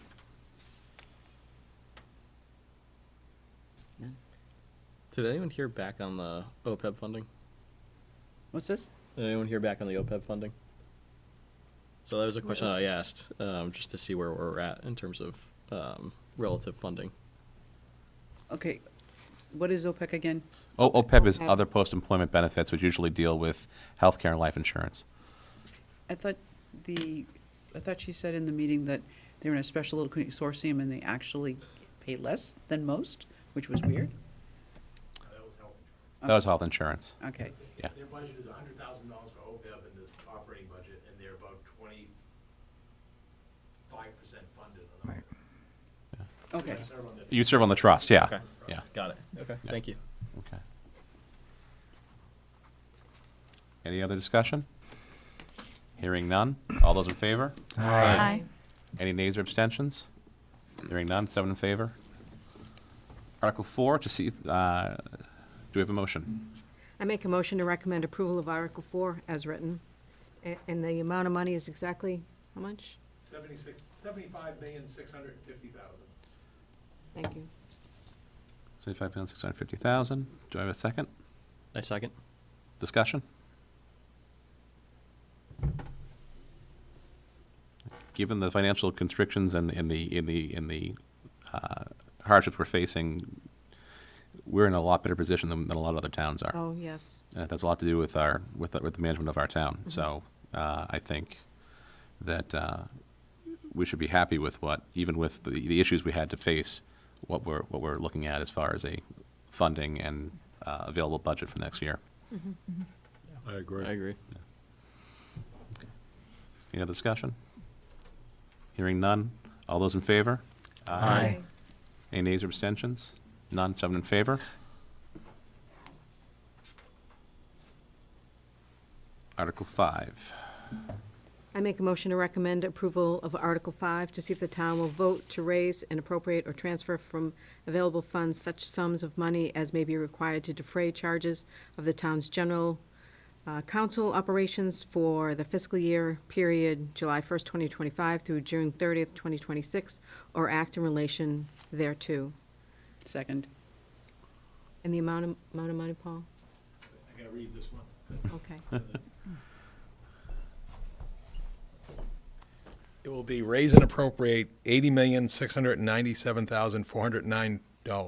Transfer $10,000 from the Wetlands Protection Act revolving fund.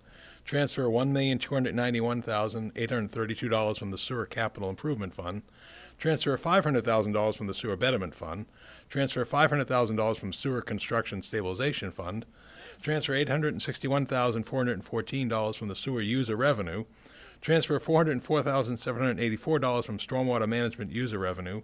Transfer $107,080 from Cable Television License Revenue. Transfer $10,478 from Excluded Debt Bond Premium Reserve. And transfer $331,263 from the Child Care Revolving Fund. Thank you. Aren't you glad you didn't have to say all I'm that? really glad I didn't have to Pam? say all that. We'll get that in typed Yeah, form I was- for you.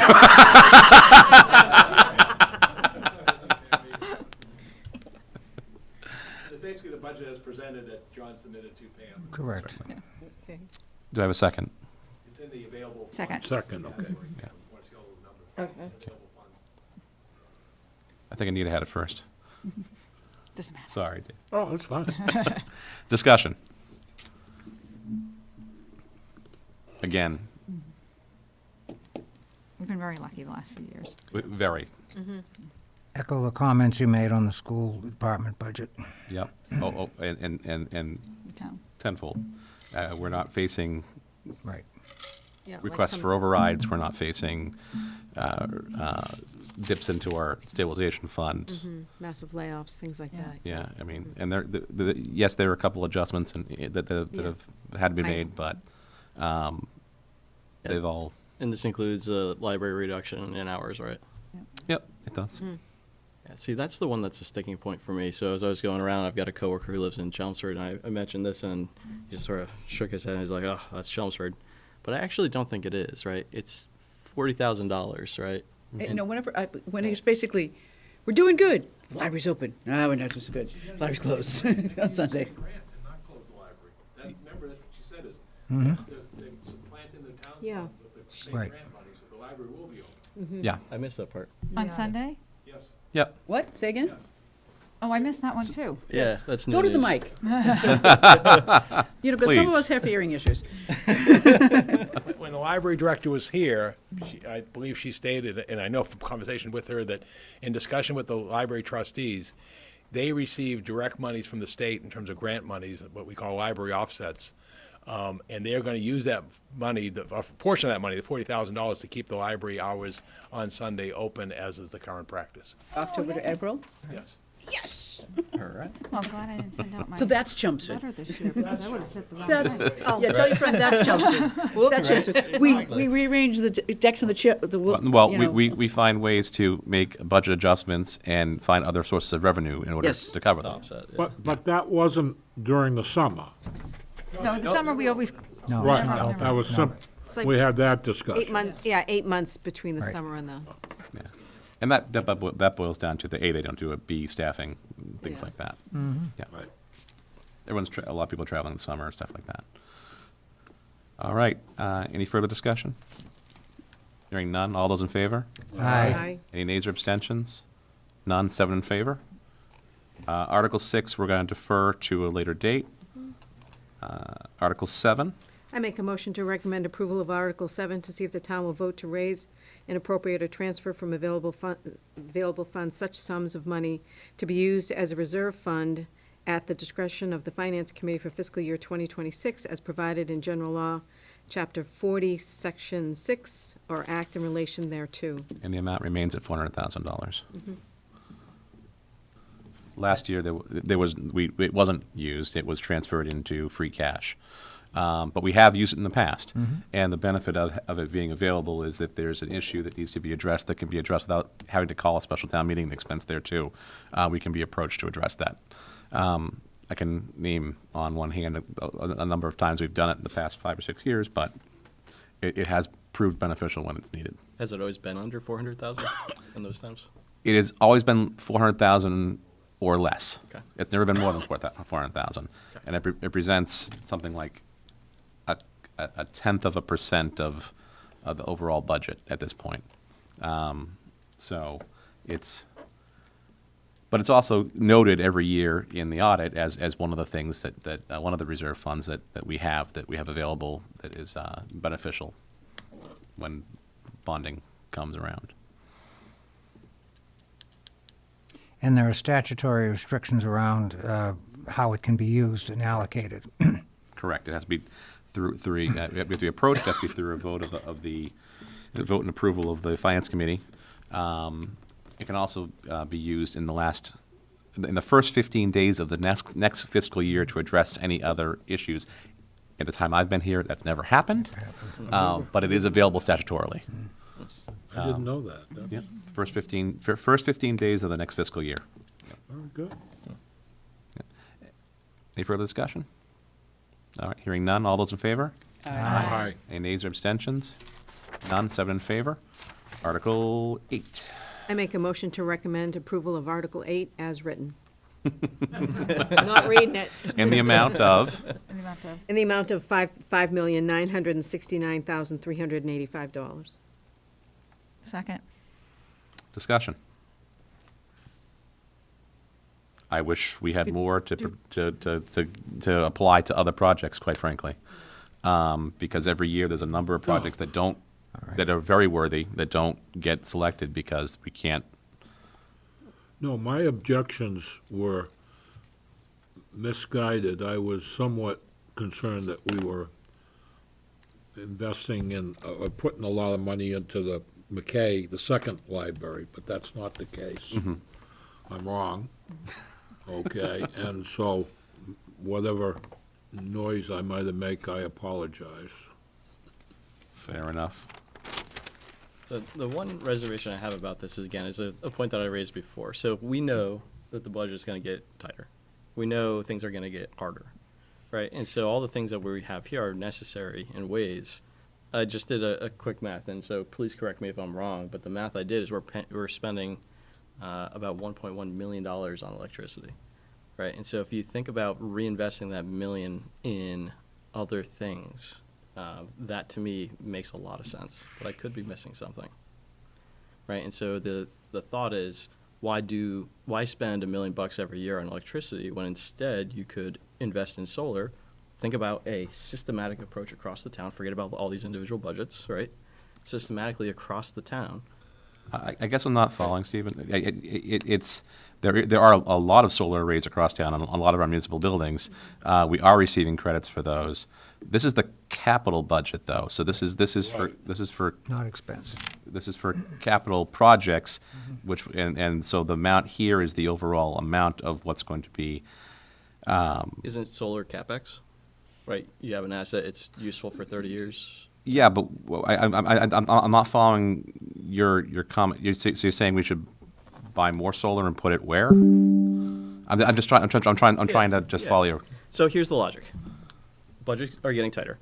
We have CapEx and OpEx budgets. If you want more money in CapEx or OpEx, you can raise revenue or you can reduce costs. The way you reduce costs is by offsetting the expenses in some way, reducing the expenses. We spend $1 million in electricity every year. How do you reduce that cost? You put in solar, right? So how much do we have to, I guess my question to you is, how much do we have to put in for solar to gain that, and what's my payback? So do I have to invest $10 million, and it's a payback of 20 years? Like, that's, like, it's easy to say, like, Yeah. so I guess I would say to, like, what are the numbers? Like, I don't disagree with you, but I like to see those numbers. Paul, if we have them, like, because I don't think it's 1-to-1. No, it's not. There certainly is probably a 10-year payback or so, right? 100% of the town's electricity consumption is solar-based. Okay. Many of you may recall, I think Tanya was on the board, in 2008, we entered into a 20-year solar agreement with the Bolton Solar Farm. And that basically put us in under solar consumption prices, so we're not doing the National Grid, other stuff. In addition to that, we put solar arrays on every municipal building and school building that can support solar. I mean, the high school and other schools, and if there's any surplus, it gets sold back out to the grid. But we don't have any further solar opportunities on facilities. The reason you don't see it on the Forum is because the Forum construction in 1965 doesn't support, support the solar load and the wind load and the snow load that will go on that building. But we've maximized the use of solar consumption in production to the fullest extent possible. And even something now where we're doing the roof on the school roof, we're looking to see, would it be possible to upgrade the solar capability in terms of whether to put the existing panels back on when we do the South Row School roof. So I'm just not aware of any solar opportunities beyond what we have currently in the community. Are rooftops the only place that you can put solar? Well, the only other option would be to go with we have a solar ground array at the Harrington School. The problem is they're not generally allowed on conservation land. Yeah. And as I said earlier, the only piece of town-owned land of any significant size that's not conservation or encumbered is the DPW Richardson Road facility that has the dog park and the DPW operations there. So that's really the extent, to my knowledge, of what we could do. Now, you could say to the high school, you could put in parking, those parking things where you'd have the solar arrays on top. I just have not seen any analysis that had that being feasible.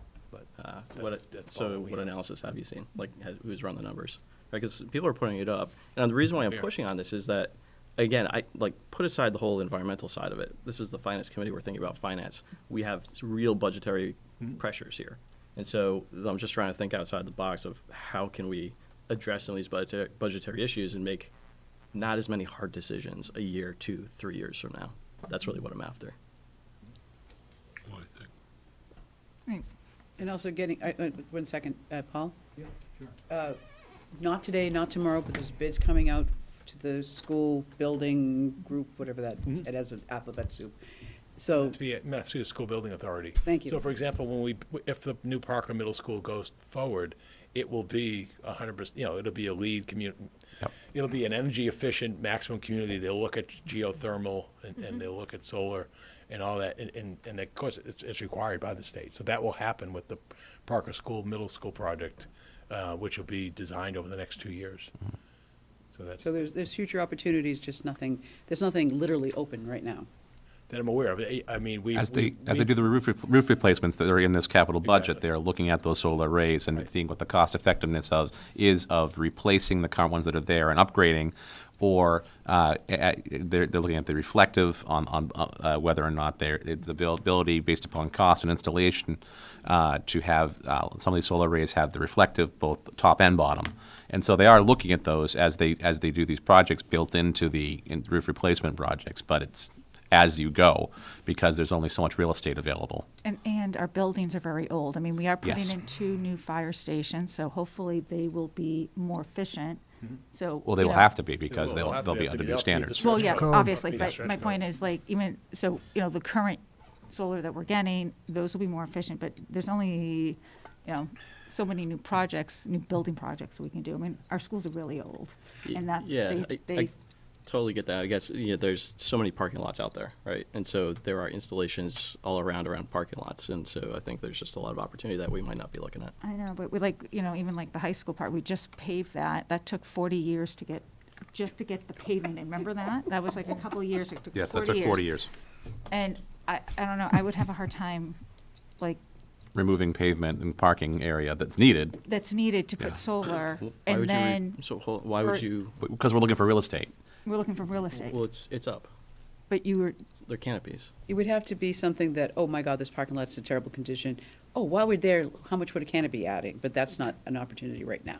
Right, and You can just drill a hole in a parking lot, right? It's not like you have to wait for the whole thing to get repaved. it took 40 years for us to Well, repave is that this something, is this something that the Sustainability and Energy Committee would be continuously reviewing? Yes. All right, thank So you. we have that. It's just, We have a green- yeah, we have a like, I green don't disagree about investing in stuff that we can, especially in our current climate and where we get electricity from, but I do think there's cost to it, and And it's a significant cost. Yeah, And the ROI is not immediate. And it, you know, I think it would dilute the dollar today versus the dollar tomorrow. I think we would not see it when we need it, is what I'm trying to say. We're looking at. But Steve, you know, I'm going to task you with reaching out to the energy and conservation, and what which The Energy and Sustainability Committee, and they've been operational now for some time, and knowing the folks on that committee, I can assure you that they're paying very close attention to this. you know, should we, like, I know like the planning board has liaison. That may, No. we can't do that? Not really. We have liaisons for the budget purposes. We don't typically do Right. liaisons to other committees. Right. But you can be a member. But you could be a member or you could attend. Yeah. And that would be the place to spearhead if they want to present a capital project to the capital budget committee. If they've done the research, that would be the place to do the research, to see, you know, what is the ROI, what is the cost, what is the installation, how long is this going to take, is there going to be availability? They would be the committee to do that, and then they could present that to both the capital planning committee and then eventually to us. So I think that's the right avenue. Yeah. Yeah. Thank you. Okay. All right. So we're still discussing the capital project that are proposed for this capital budget for 2026. Any further discussion? Yeah, the only thing I'd pass on to everybody, and it's just, if you look out next year, there's like $10 million in potential projects. There is every year. Well, it may be every year, but the cost of everything is going up at a very high price. I think we will be very challenged on just maintaining current structure. I know Chief Ryan's one of his main concerns is the increased cost of the vehicles and the lead time for these vehicles. Perfect example. Unbelievable. The fire truck is another perfect example of how much it's going to cost, how long it takes to get it. And the problem with pushing it off is the fact that, again, these lead times are so much greater because there are less people producing them. With the ladder truck, I think is one that he highlighted specifically during his presentation. Single source fender, I think. Yeah, and that is a concern. So it's not only the big capital project statements, but like you said, but it's those big capital projects that you really can't push off much for longer. And I'll tell you, this particular year, there was very little choices we had to make because there wasn't a lot that we had to defer in order to come up with this particular budget. Okay, I don't know how it'll be presented next year. Okay, we'll just have to wait and see. You have the forecast of what's coming up. Well, there's there's a always lot. changes. There's a lot. There's a lot out there, and I don't know how it'll get prioritized, Yeah. okay, because that's basically what happens. Okay, but I do prepare you that it might be more difficult next time around. And I think that probably be a good time for somebody else to be on that. Are you announcing your retirement from the capital planning committee? I'm announcing that I might not be as well educated on structure as I should be, so maybe there's somebody more talented than I am in this area. Well, we don't need to make that decision just quite yet, but good to know. All right. Any further discussion on this capital budget? Hearing none. All those in favor? Aye. Aye. Any nays or abstentions? Hearing none, 7 in favor. Article 9. I make a motion to recommend approval of Article 9 to see if the town will vote to raise an appropriate transfer from available funds and/or borrow a certain sum of money for fiscal year 2026 budget to operate the sewer enterprise or act in relation thereto. And the amount of money is Sorry, Paul. Paul, just have a seat. You might as well sit, Bring a yeah. microphone. Might as well sit at the, Personnel expense services is $1,211,095. Expenses of $4,391,110, and the total is $5,602,205. So $5,602,205. Thank you. Do you have a second? Second. Discussion? Enterprise fund. It's pretty simple. Pretty self-explanatory, yeah. It All- is. All right, hearing no further discussion, all those in favor? Aye. Nays or abstentions? Hearing none, 7 in favor. Article 10, I make a motion to recommend approval of Article 10 to see if the town will vote to raise and appropriate transfer from funds available and/or borrow a certain sum of money for fiscal year 2026 budget to operate the stormwater management enterprise or act in relation thereto. And the amount of money is? Personnel services, $906,568. Expenses, $765,391, for a total of $1,671,959. So it's $1,671,959. do you have a second? Second. Discussion? Another one that's pretty straightforward. Yeah. Yeah.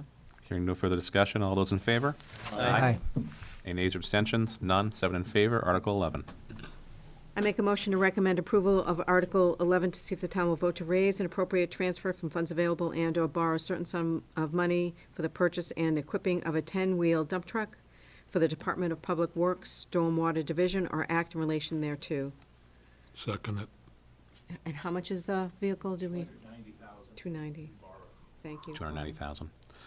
And to be borrowed, okay. Okay. Do you have a second? Second. Discussion? We already had a second. Oh, I'm sorry, we did have a second. Dave I Stave already apologize, David. seconded. I missed your second. Discussion?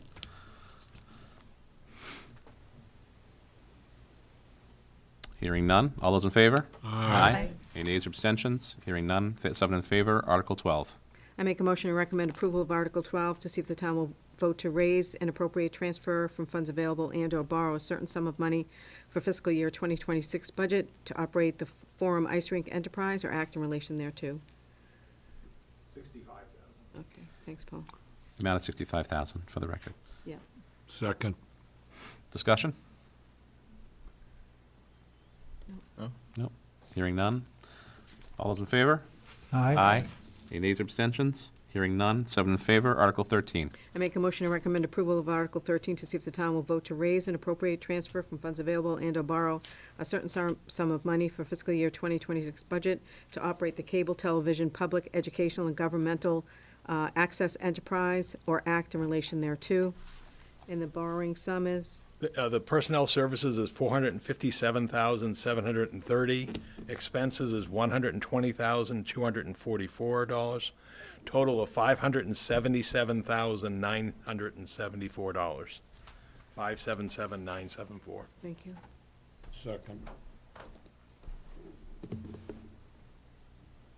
Discussion? After this motion, can I request a bio break? Certainly. I'll enter that as discussion. Any further discussion? The one thing that, if I remember right, Elaine, you asked the question, like, well, what happens as people continue to cut the cord, and there's no plan for that. There is no plan for that. I'm wondering if that the State House would let us leverage people's internetness, because that is still, like, I'm considering cutting the cord, but I'm still gonna have internet. Right. So that's more of a state level sort of thing, because, That's an interesting idea, yeah. It's become the new must-have utility. yes, exactly.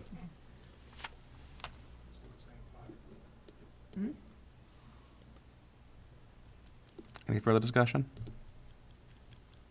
Hearing none. All those in favor? Aye. Nays or abstentions? Hearing none. 7 in favor. We will take a brief recess. Thank you. You're welcome. No, I'm gonna take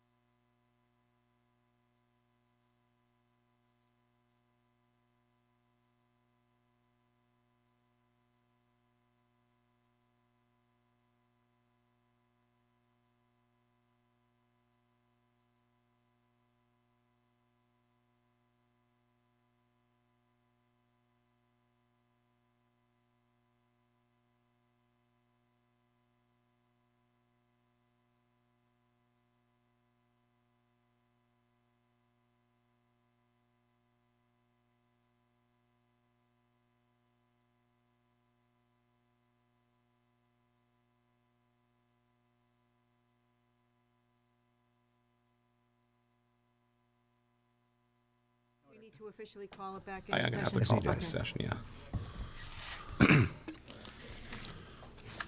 All right, ending the recess, we're going to call the Finance Committee back to session. And proceeding right along, we have Article 14. I make a motion to recommend approval of Article 14. I move that the town appropriate $30,000 in expenses to operate the golf course enterprise for fiscal year 2026, and that $30,000 be raised from the golf course enterprise revenues. Do we have a second? A second. Discussion? Hearing none. All those in favor? Aye. Any nays or abstentions? Hearing none, 7 in favor. Article 15. I make a motion to recommend approval of Article 15 as written, in the total amount of, do we, Nope. Yep, It's an oh, it's just authorization. authorization? Yep. it's a revolving fund, right. Okay. Second? Discussion? Eventually, we're going to get action on this at the state level, so we don't have to keep doing this? No. Probably not. No. Okay. I think that was more of a rhetorical question. All right. Hearing no further discussion, all those in favor? Aye. Nays or abstentions? None.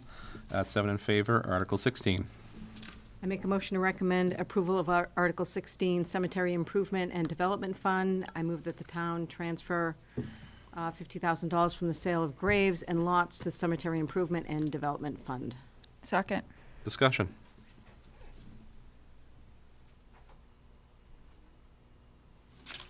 I didn't get a copy of that. This presentation would have been held. Did you send it today? No, this is from February 13th, but I will recirculate. Oh, okay. Yeah. I had to go back and find it. I thought that was Nope. in draft. Okay. That's why I don't have it. All right. Article 17. I make a motion to. vote? No, we didn't Oh, vote. I'm To sorry. vote on Yeah, go 16. ahead. Sorry. Go ahead. I like that. Sorry. I No, like and that you guys, moving his head. I said we should do some of these together, but no, we can't do that. Discussion? None. None. None. Hearing none. All those in favor?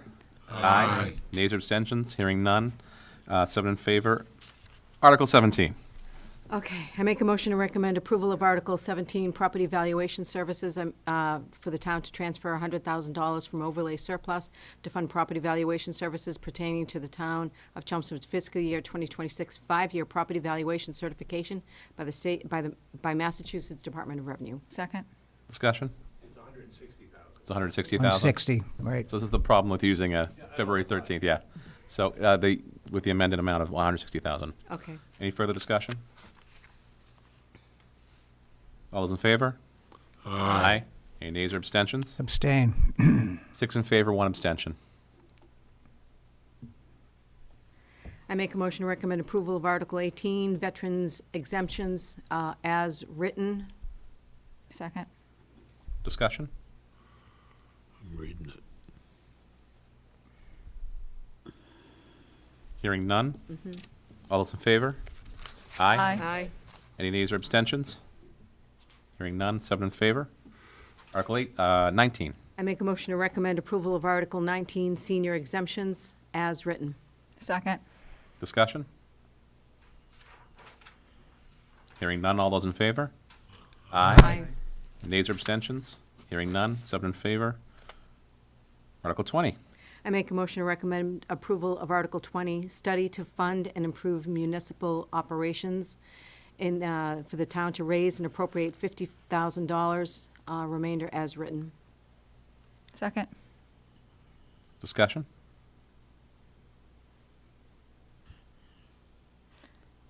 Hearing none, all in favor? Aye. Nays or abstentions? Hearing none, 7 in favor. Article 21. I make a motion to recommend approval of Article 21, Foster Care Reimbursement, as written. Second. Discussion? Good idea. Yeah. Great Might as well idea. try it. Wonderful. Yeah. Absolutely great idea. Hearing no further discussion, all those in favor? Aye. Any nays or abstentions? None, 7 in favor. Article 20, hold on. 22. 22? Yeah, but I want to make sure, this is an old presentation, so there's going to be one article in here that's not the correct article. I want to Right. make sure we get the right one.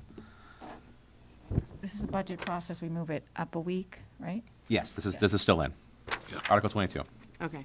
I make a motion to recommend approval of Article 22, general bylaw amendment submission of the town manager's budget as written. Second. Yeah, definitely as written. Discussion. I think it's a good idea. Yeah, Makes absolutely. sense to me. Mhm. Good operations. Yeah. You know, it'll make the town manager's life a little easier, Yes. too. Yeah, absolutely. Long overdue. All right. Hearing no further discussion, all those in favor? Aye. Nays or abstentions? Hearing none, 7 in favor. Article 23. I make a motion to recommend approval of Article 23, dog license fees, as written. Second. Discussion? How long had it been since these have been updated? Oh, At least a looks like a long decade. time. It's got to be 15 years. We did get the squint. Yeah. Long time. Does it Take a make mental sense to Rolodex just going. like peg these to like inflation every year and just kind of let it? Well, then you automatically- got rolling fees for inflation, and yeah, I think it's a little easier just to have a set amount. Round number. people don't like to write a check for $23 $23.63. Yeah, but it's not like people carry around like the 63 cents anymore, right? Like it's all electronic. The amount of complaints you'd receive, All right, all not right. worth the Attention, headache. Anita. All right. Any further discussion? What is a domestic charitable corporation kennel? Because it's free. That's a great question. No, I don't think we have any in town. This is one of the ones that is provided for, but you could have a ChatGPT knows. domestic charitable corporation kennel. I'm wondering if that'd be something like below SPCA? Humane Society or, Yeah, yeah. okay. Yeah, that, we don't have a Humane Society in town. Okay, 'cause it's just It'd be like- something like that. That's a good question. Yeah. Any further discussion? That's it. Okay. Hearing no further discussion, all those in favor? Aye. Any nays or abstentions? Hearing none. 7 in favor. Article 24. I make a motion to recommend approval of Article 24, sealer of weights and measure fees, as written. Second. Discussion. This also ties into the adjustment that we have on seal and wage. Yeah, okay, perfect. Any further discussion? No. All right, all those in favor? Aye. Nays or abstentions? Hearing none. 7 in favor. Article 25. I make a motion to recommend approval of Article 25, Community Preservation Fund, fiscal year 26 debt service, admin, expenses, and reserves, as written. I don't know what the appropriate, The amounts are- where's the amount? Do the amounts are, Paul? Yeah. This one, I know it's not X's, bless you. It is, it's $150,000 from the open space reserve, $150,000 from the community housing reserve, $135,000 from the housing reserve, $752,965 from the community preservation general reserve for the debt service. Okay. And then the $50,000 is the administrative expenses under paragraph C. And then on the reserve amounts under paragraph D, they're $150,000 for the open space, historic resources, and community housing, and then $250,000 for the budgeted reserve. Okay, thank you. Did we have a second on that one? Second, just in case I didn't. Discussion? Hearing none, all those in favor? Aye. Nays or abstentions? Hearing none, 7 in favor. Article 26. I make a motion to recommend approval of Article 26, Community Preservation Fund, Town Center Underground Utility Project, for the town to transfer $1 million from the Community Preservation Fund General Reserve and borrow $1 million pursuant to Chapter 44B, Section 11, or any other enabling authority to fund the suppression of the overhead utility lines and the removal of utility poles in the town center. I enthusiastically second this. I'm really excited about this one. I'm going to count it as a second. Discussion? Did I hear it was second? I did hear the second. I did hear the second. It's in there somewhere. It was buried in there, but it was there. I came in the middle of the Much like the presentation. lines will be. Yeah. No, I came in the middle of when Mr. When Sousa town in the council back. was speaking, so, Yeah, or when John was actually, speaking. Yeah, so Mr. Sousa's like, okay, middle of the movie, what the hell? So what was said? So they took a Recap, vote. please. There was a vote yesterday evening of the CPC. They voted to recommend approval of this particular article to push forward with this plan. There was one abstention, and I believe the rest were in favor. They had a presentation by town council, who was also here this evening, as you saw through Zoom, to answer any additional questions that might have surfaced. And the general consensus is that we believe this will apply. That there may be reasonable person that could say that it might not. The DOR might say that, but it's past the point that the actual borrowing of the funds and transfer of funds will be past the point.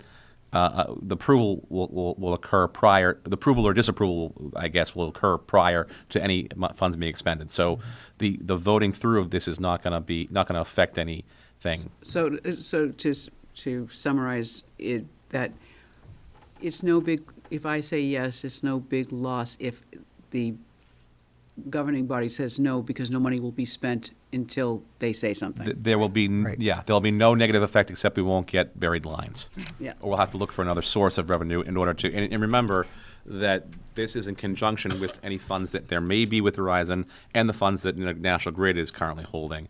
So it's not the full price of the actual project. The full price of the project's much greater than that. But this will help cover the gap that was created when people started using wireless rather than wired phones. And so this will push forward a project that has been talked about for a 25 years. very long time. Yeah. And how does this play out? Like, does the fee stop? Do we go to another phase after this? 25 years from now? Like, any idea? I'm not entirely sure they're still collecting the fee on the national. I don't think that they are. Yeah. Okay. So they've collected the funds, they've held it in account, and it's just kind of sitting there. Got it. Yeah. Earning interest, which is great. Cover increased costs, yeah. But yeah, that'll be nice. The center will look that much better, and there'll be less concerns about any storm events. So, not only is it historic aesthetic, but it also will be beneficial. And we get access to our money. That too. Yeah. Yeah. You never know what happens. It's nice when fees are actually used for what they're supposed to be. Right. Yeah. Imagine that. All right. Any further discussion? No. Hearing none. All those in favor? Aye. Aye. Any nays or abstentions? Hearing none. 7 in favor. Article 27. I make a motion to recommend approval of Article 27, Happy Trails Pet Cemetery, as written. Second it. Discussion. I don't think it's a good idea. I don't think anything has changed since last time. What I will say is I was happy to hear some discussion of the financial aspects of it, which we did not have the previous time this was presented. So there was some thought put into it. Yes. They did look at numbers of what burial funeral costs might be, what the perpetual fees might be. So there definitely homework was done, and I was happy to see that. There's no set parcel of land currently identified, and that was my main concern last time this came through. And I find it hard to conceive of a land that would not, 1,000 years ago, I got a real estate license, never really used it, but one of in the classroom, it's like land was supposed to be used for its highest use. And given that housing is a big issue in our state, in our city, our town, whatever, is that something, and so that part's like, if a land is diggable, then it has some level of buildable to it. Also, when you asked, I think it was you who asked you asked about, I pay for my pet fee, and I pay 10 years at a time, and I have shuffled off the mortal coil. And they didn't really have an answer for that, because that's like, it's a long maintenance-y kind of problem, because people pets have a very finite life, let's say 10, 15 years. People get pets, and then they might go see their pets at the cemetery, but they shuffle off the mortal coil. And what happens then? So they did talk about establishing that perpetual fund, establishing, like there is with cemetery, where funds are placed into a interest-bearing account, and those help offset those issues, where there's no longer someone paying. But the problem, as you mentioned, is you have a shorter, you're starting off brand new, and you have a shorter period of time where where pets are passing away and things like that. So the math doesn't always math. That's what I'm saying, the math does not math. Yeah.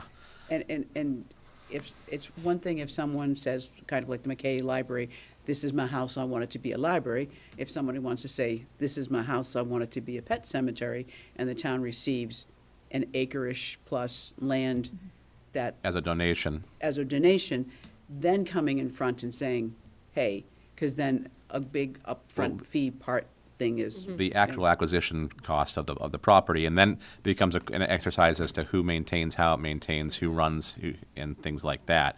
And that's typically why they've been private, not public, like you would with the cemetery for humans. They've been privately run. The problem is the private ones aren't currently protected, which I think, I applaud This is like. legislation that they're this pushing is through. step one. Yep, This I is think step this one. is definitely step one, and I applaud the work that Mary's done in working with Representative Elliott and trying to get this pushed through to protect those pieces of land that act in that capacity. I'd love to see this in place before we even considered Yeah. having a piece of land. First law, then donation, then more research about Yeah. structure and what you do when fees aren't Yeah. paid and things like that. In theory, I'm not opposed to this, but in practical application, I don't think we're there yet. I still don't think we're there yet. So, but this article is just for us to look for it, right? Like, It's more of a directive, though. So if it's a directive, you're actively going out and searching for a piece of parcel of land to secure, and then you're putting together a proposal to secure that piece of land and then to establish this cemetery. I was just thinking, we just recently had we acquired I'm drawing a blank, but the recent conservation. Coolest Farm? Yeah, Yes. but that was through CPC funds, through conservation. You cannot use that for land for this. Yes. So I was just thinking, like, if something like came up, Yeah, so Yeah. you're left with less acquisition sources, I guess, because Yeah. you can't use CPC. So CPC has typically been where the town has been acquiring pieces of open space or historical. It's been through the CPC funds to do that. That's why that fund was established. One of the reasons why that fund was established, to have those funds available to do things like that as it becomes available. There's no separate fund that would apply to something like this. And so this would be either a straight purchase or a donation through someone of a piece of land that could be used. Or, as Paul mentioned, the only real open large parcel of land is over at Richardson Road, which is currently being used. It's right near the watershed, it's next to the dog park.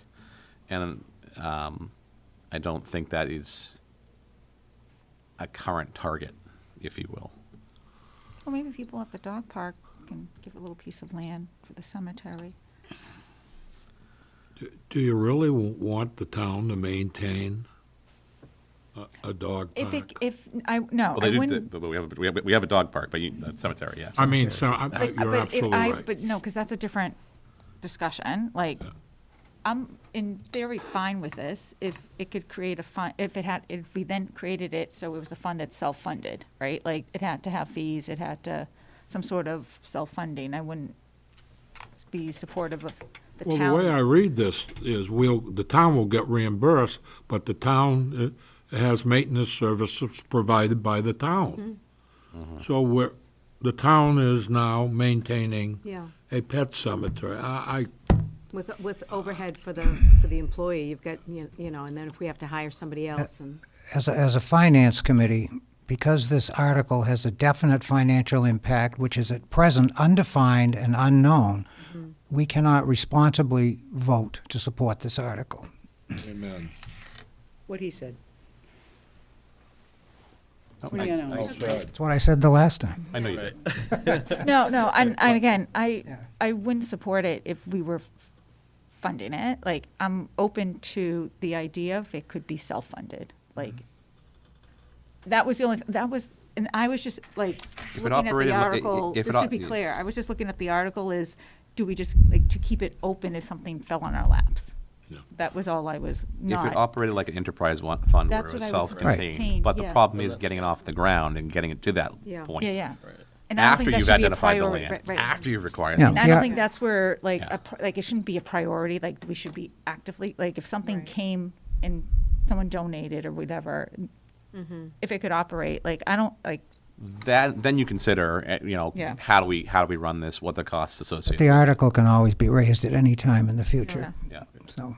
Right. And then it would need, certain amount of equipment. You're gonna need a backhoe, perhaps, maybe, I don't know, be dedicated, but lawnmowers and there's all kinds of, other costs that are involved here, right? no, there are, yeah. You, yeah. Okay. Okay. Any further discussion? So the motion was to recommend?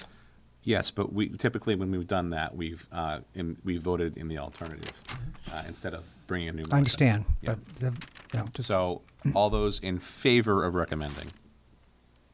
All those opposed? And I'm abstaining, so that's six opposed, one abstention. Article 28. I make a motion to recommend approval of Article 28, zoning bylaw amendment, fast casual restaurants in Route 29, in Route 129 overlay as written. I love the way. You're not going to read all the changes? I'm not going to read all that. Cross sorry. outs. I second it. Discussion. My kid wants to know what's going to go there, and I'm like, I don't know. Does he want to eat there or does he want a job? What is that? What's No, the- no, he wants to eat there. He wants to eat there, I see. God bless him. I think this is more of what was envisioned when these were initially voted through.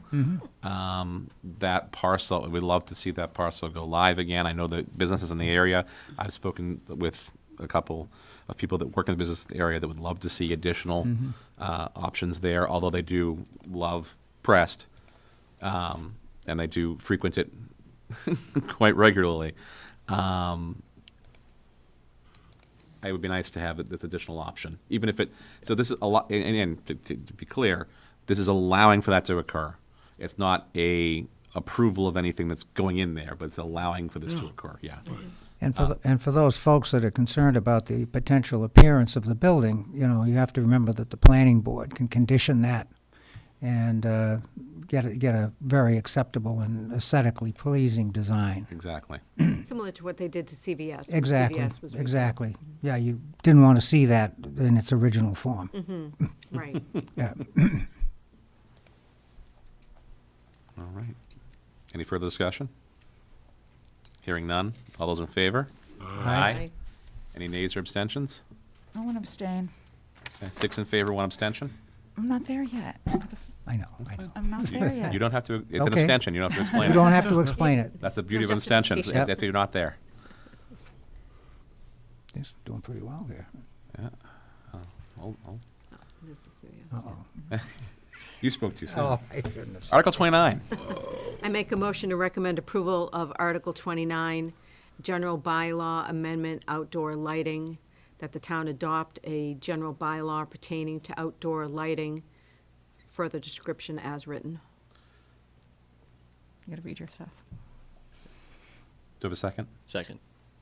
Discussion. As we entered in discussion, I have two letters I've been asked to read into the record. Pull those up. The first is from our Conservation Commission, which met on Tuesday evening. Tuesday evening? Tuesday evening. All right. March 25th, 2025. To the Chelmsford Select Board, Finance Committee, and Town Meeting Reps. Subject, letter of support for spring meeting warrant articles 29 and 30, lighting by law. Dear town officials, the Chelmsford Conservation Commission is voicing our support of the 2 outdoor lighting articles coming before town meeting on April 28th, 2025. Reducing the impact of outdoor lighting helps 3 of our obligations under Chelmsford's wetland bylaw, and we see significant benefit of the proposed lighting bylaw in support of our charter from the town. The Chelmsford Wetlands Bylaw directs the Conservation Commission to, quote, control activities, end quote, likely to have an impact on the natural resources, open quote, values, end quote. The Chelmsford Wetlands Bylaw specifically mentions 13 specific values, including 3 values directly impacted by outdoor lighting, i.e., wildlife habitat, rare species habitat, and aesthetics. We know that artificial outdoor lighting negatively impacts wildlife by disrupting their natural behaviors, attracting predators, and causing disorientation or collisions, ultimately leading to the habitat loss and decline in populations. Examples of the negative impacts of outdoor lighting on habitat values include diverting turtle hatchlings from their pathway back to our streams and ponds, blinding owls as they focus on prey, causing impacts with buildings and trees. As managers of most of the town conservation properties, we also support minimizing light pollution for aesthetic reasons, helping residents seeking the recreational and relaxation from viewing the so-called, quote, dark sky, end quote. The Commission fully supports the initiative to bring our lighting bylaw in line with the current understanding of the adverse impacts and in line with other progressive communities. We are not taking a position on the specific requirements and language in the proposed changes and defer to the detailed work others have done to craft appropriate language in the warrant article. We look forward to continued support of the natural resource values in our town bylaws and see great value in the proposed warrant articles 29 and 30. Sincerely, Carl Bischoff, Chairman of the Chelmsford Conservation Commission. The second letter.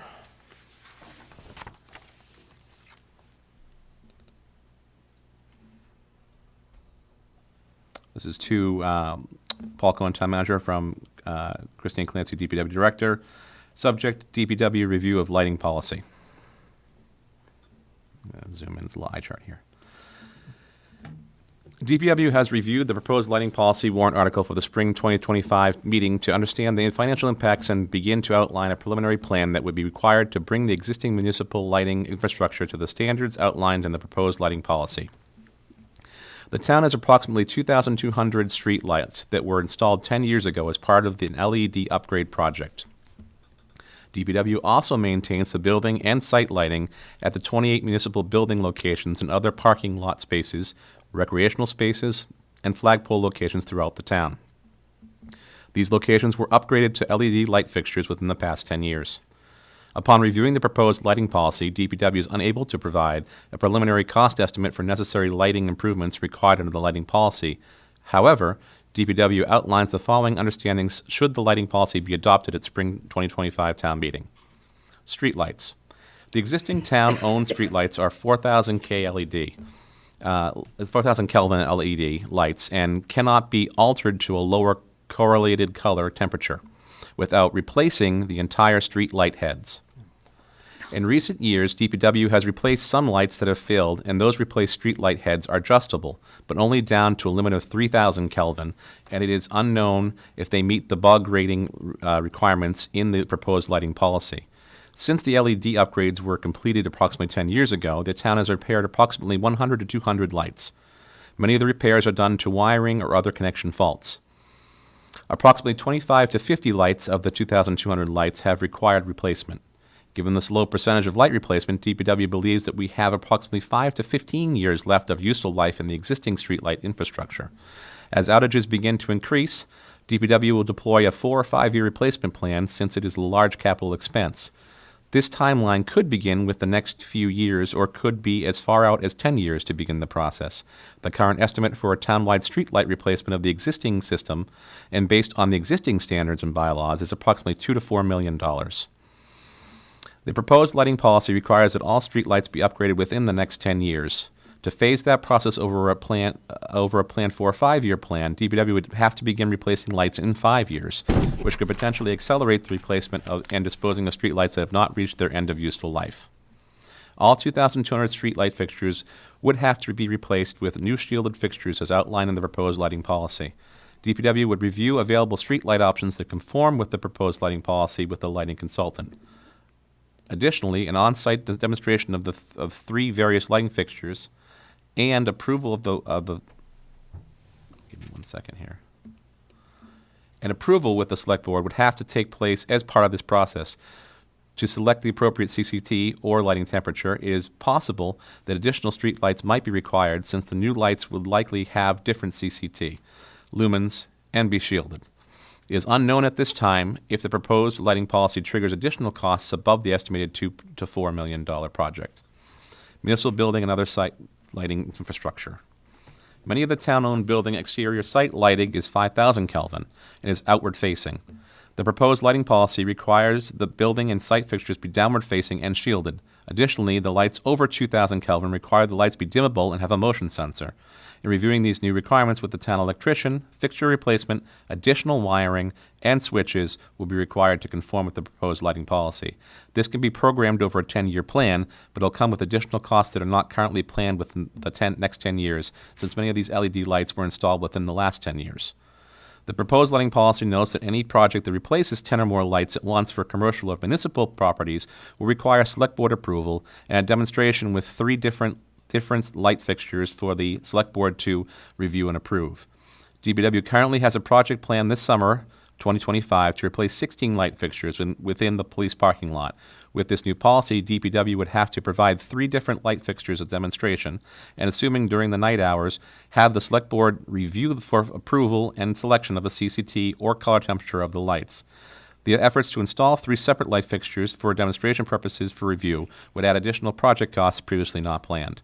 We've estimated the replacement as an in-kind replacement, but would have to review the new standards to confirm if there are any additional material-related costs or the need for any additional fixtures. Coordination with a lighting consultant may be required. Other site lighting infrastructure. Flagpole locations would have to be adjusted, which could be done with our town electrician, but again, these replacements under the current bylaws are not planned within the next 10 years. The DPW supports improving the town's municipal lighting to conform with new sustainable and environmentally friendly standards, but also recognizes that it will potentially require additional funding needs and additional coordination with a lighting consultant that previously was not planned. That is the end of the 2 letters I've been asked to read in. I want sidewalks before I want lighting fixtures.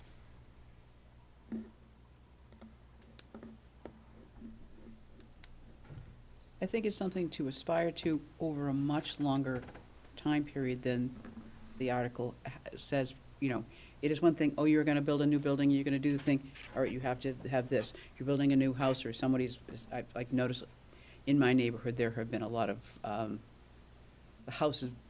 the houses to the studs, and they're rebuilding it. And that's the time, sure, do it. But it's like, it's not a 5-year from, or a 10-year, it's more like a 15, 20 to get everything turned over in time as things break, as they happen. And in the meantime, a lot more education of this is good and this is bad, because, I mean, I got that the gentleman who came, he almost gave too much information, but it was all black and white.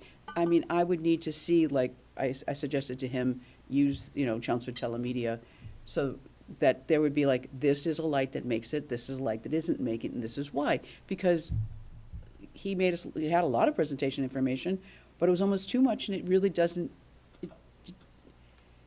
make not sense, that's not right, but I don't know what I would have to do to my own house. It's too much pressure. Like, I'm under too much stress. I don't want stress when I go pick out a lighting fixture. You said it, you want to just buy something you like. That's it. In my own house. And when this was presented at the planning board, I said, like, I'm fine with this if we do this for commercial properties, because I can give it to an engineer, that's their job. They know, okay, these are the specs. Yep. Fine. They work in there and they like it. I don't think it's appropriate for the town. I think, you start dimming the lights in the town, you're going to have people calling the town manager nonstop. Right. I already had a few people start calling me up. They saw our finance committee, and they're like, what are you guys doing with these lights? But again, we're not knowledgeable about what is required, and that 5-year period is way too short to ask people to turn it over. It's 10 years. 10 years, but it's still. When you say we, you mean Well- the residential we, not I don't think the presenter contemplated the potential impact of adding in the municipal infrastructure into this, okay? He said he did, because he Well, said he spoke to someone, but I I'm agree. not sure, because if you read what the DPW director said, I think we have a lot more issues raised than were discussed at the, and I don't think you discussed it at the planning board either. I don't think that came up, did it? No, financial, nothing came up, but no. No. Let's be careful about the 10 years too, because there are a number of times when it triggers an automatic replacement rather than just a 10-year filter in. And these are the 4 that are here. The lighting standard officer says that the luminaire or installation constitutes a hazard to public safety, constitutes a nuisance. 25% of the gross floor area of dwelling units on a number of parking spaces above a 2-family. Needs to be replaced. The replacement of more than 25% of existing luminaires intended in a specific area. Property with existing luminaires changes ownership for any reason. So there are things that trigger the transfer prior to that 10-year period. I know I had a lot of questions when it was presented. Some were answered, some were not. I am concerned about holiday lighting. I'm concerned about the string light definition. I'm concerned we're going to get a lot of phone calls when Christmas rolls around or Halloween rolls around of people complaining, saying they got string lights and they're on, or people just having lights on past midnight. I know I've heard from quite a few people that said, "So wait, I can't have my lights on at night." That I feel like that's a safety issue, and the proponent argument was, well, you're showing people what you have, but you're also showing people that they can be seen. Right. So I know one of the issues we had in our neighborhood was, and it hasn't happened recently, but it has happened in other neighborhoods, are the not break-ins, but the going to cars and opening up cars that have been unlocked and going through the cars and rifling through them. If the lights are off, that's perfect for them. They go down the street, they go to each one, they empty them, and they keep going. Lights are on, they skip those houses. They see the cameras, they skip those houses. So in addition to the other costs associated, those issues, the costs associated with this, it concerns me. The unanticipated costs. Paul, have you had any discussions with the building inspector about what this might look like as far as enforcement and training? Yeah, he doesn't have the training, or does he have the Right. staff resources? Right. Who's going to And enforce? I got a concern also on the safety with our municipal buildings, the schools, young kids. This is a lot dimmer, these lights. This is specifically to lower the amount of lights shining. And I'm sorry, but our children at the high school, at these games, they are going to whatever. Well, let's talk about games and the timing for the games. That was one of my other Okay. concerns. Yeah. That was But a I big fundamentally, as a parent, and I want these places well lit. I don't want them under 2,000 lumens. I'm sorry. It's very dull. And I'm sorry that you can't sky gaze and look at the stars because, we live in Chelmsford, it's populated, and you have that. We live next to a city, so it's not going to change much Right. anyway.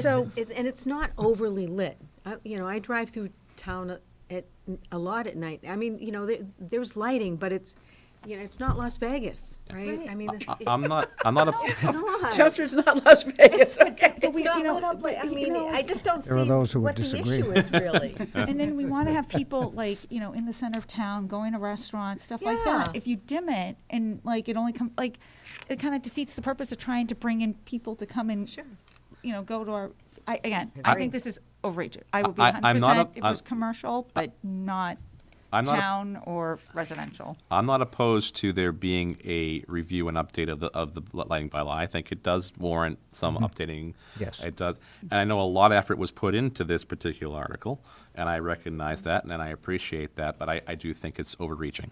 Yeah. And I am concerned about the unintended consequences and unintended costs. So And the timeline is just so,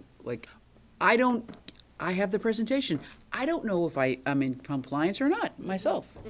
And I don't want to know. I don't have time for this. I don't mind knowing, but I don't. But Well, I don't care. But I again, right? Like you've got a lot of people out there who have both, mother and father both are working, have kids in the schools, are trying to juggle everything, and now you're going to give them something else. I think that's, quite frankly, I think that's selfish. Like, So I have a different opinion on some of these things. Like, I totally agree. The 10-year like horizon, that's not enough. And there's so many other things that are wrong with this as it's constructed, right? So the no grandfathering, That is one spin Yeah. particularly Yeah. that bothers me, yes. overly prescriptive nature of this. I like, the pendulum was swung too far, I think, in the other Very direction. It went too vague to way too specific. And it's going to be really hard to comply and like just going to create more confusion than it's intended to. I personally, there's a lot of people in town, I think, that probably have some sort of light sensitivity, and in the area that I Sure. live is like light as day.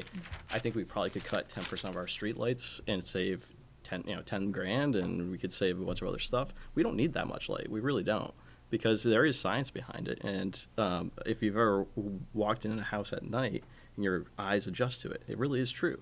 And so whenever there's a particular light that shines through a window and it blinds me, right, can't see it. Right at night, right? And so I think if you are lucky and you live in an area where you're not affected by this, you probably don't care as much, right? Your young eyes might, but, the cataract older people might not. But that's the point. Is like when you have a blinding light in your face, that makes you even less likely to see. That's the point.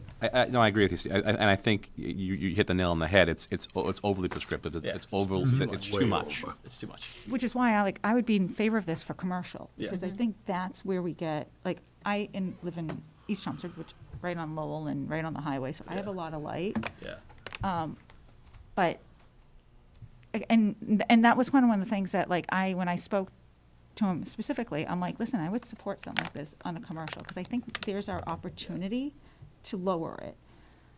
And he was not willing to change it. Why are you commercial? Why are you not against it commercial? Because I think commercially, I do think like there isn't a lot of structure around how much light, where to put it, how it should be facing. A lot of our commercial, like even on the stores, I think, Sam, you had a problem with it. It Yes. was like kind of shining right in your backyard instead of shining down. So putting these types of being very specific, this is how we want it, helps them be more, it makes it easier for the developers. I think that more guidance is for that particular issue. I think even for the commercial, there's too much right now. But I do think that guidance is as long as they have the guidance and it makes sense and they can implement it during the design phase, I think I Correct. agree.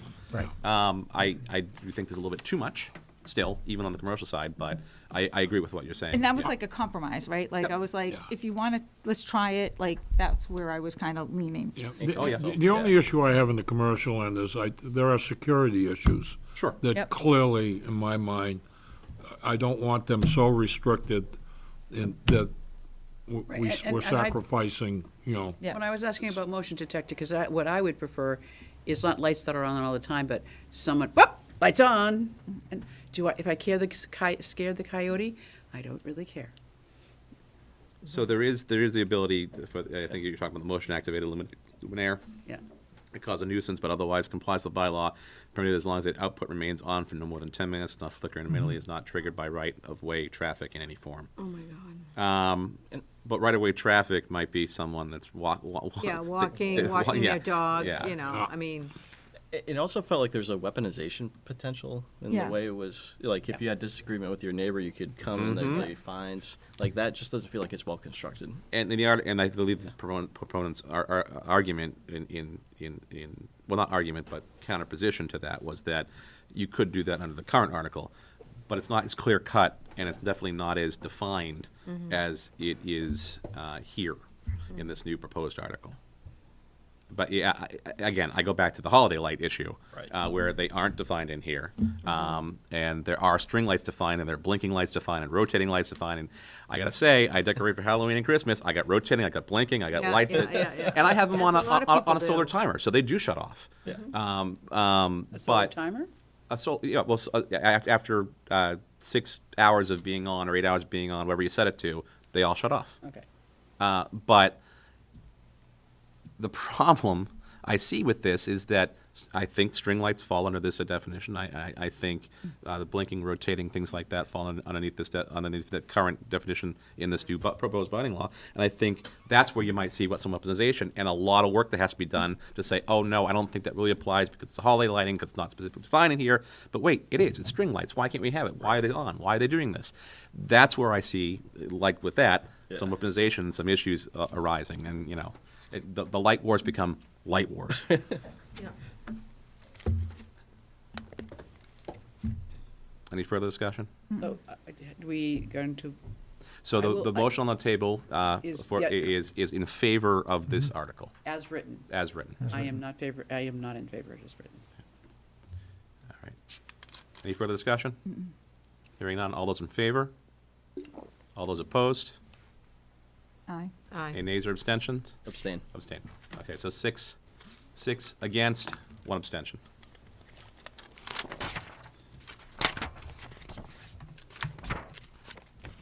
I believe is a goal to be worked towards, but not achievable by how it's written.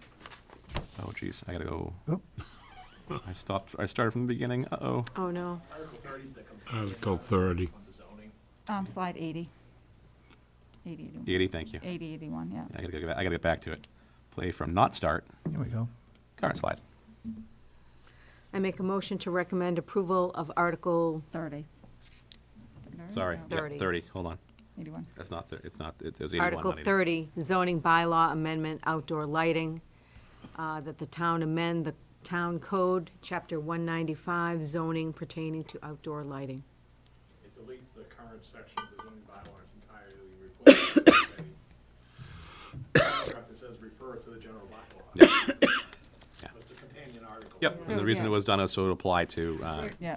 the other state facilities and things like that, like National Grid and things like that. Yeah.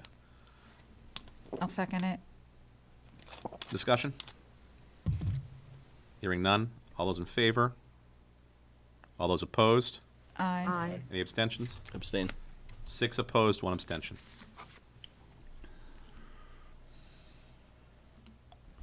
I make a motion to recommend approval of Article 31, zoning bylaw amendment, MBTA zoning, technical corrections as written. I second it. Discussion? We changing the title? Just of as a this? reminder that the Just title change- is okay. being changed, yes. It just says zoning bylaw amendment, technical corrections. Yeah. Where And as- MBTA is gone. As the vice chair of the planning Okay. board explained when he was here, it was brought up during that process of submitting the MBTA Understood. zoning, but I think that's why it was put there initially. Wise move. Yeah. Any discussion? Any further discussion? Hearing none. All those in favor? Aye. Any nays or abstentions? Hearing none. 7 in favor. Article 32. I make a motion to recommend approval of Article 32, zoning bylaw amendment, floodplain district, that the town amend the town code, chapter 195, zoning bylaws, Article 15, floodplain district as follows, as written. Second. It is written in the bylaw. It- Discussion. Pretty straightforward. Yeah. It's Yeah, it's, straightforward. Yep. Any further discussion? and it's written, and written, and written, Hearing none. and written. All those in favor? Aye. Any nays or abstentions? Hearing none. 7 in favor. Article 30. Three. Uh, Are we doing this? I don't think we're doing this one. The- Oh, it is on there? Easements? Easements for No, they're electrical. Oh, yes, it is there, excuse me. This is the easements of, okay. I make a motion to recommend approval of Article 33, easements for electric vehicle charging stations. The town grant easements for the installation of electric vehicle charging stations at the town offices, Adams Library, Senior Center, Roberts Field, West Fire Station, and Vinyl Square. Second. Discussion?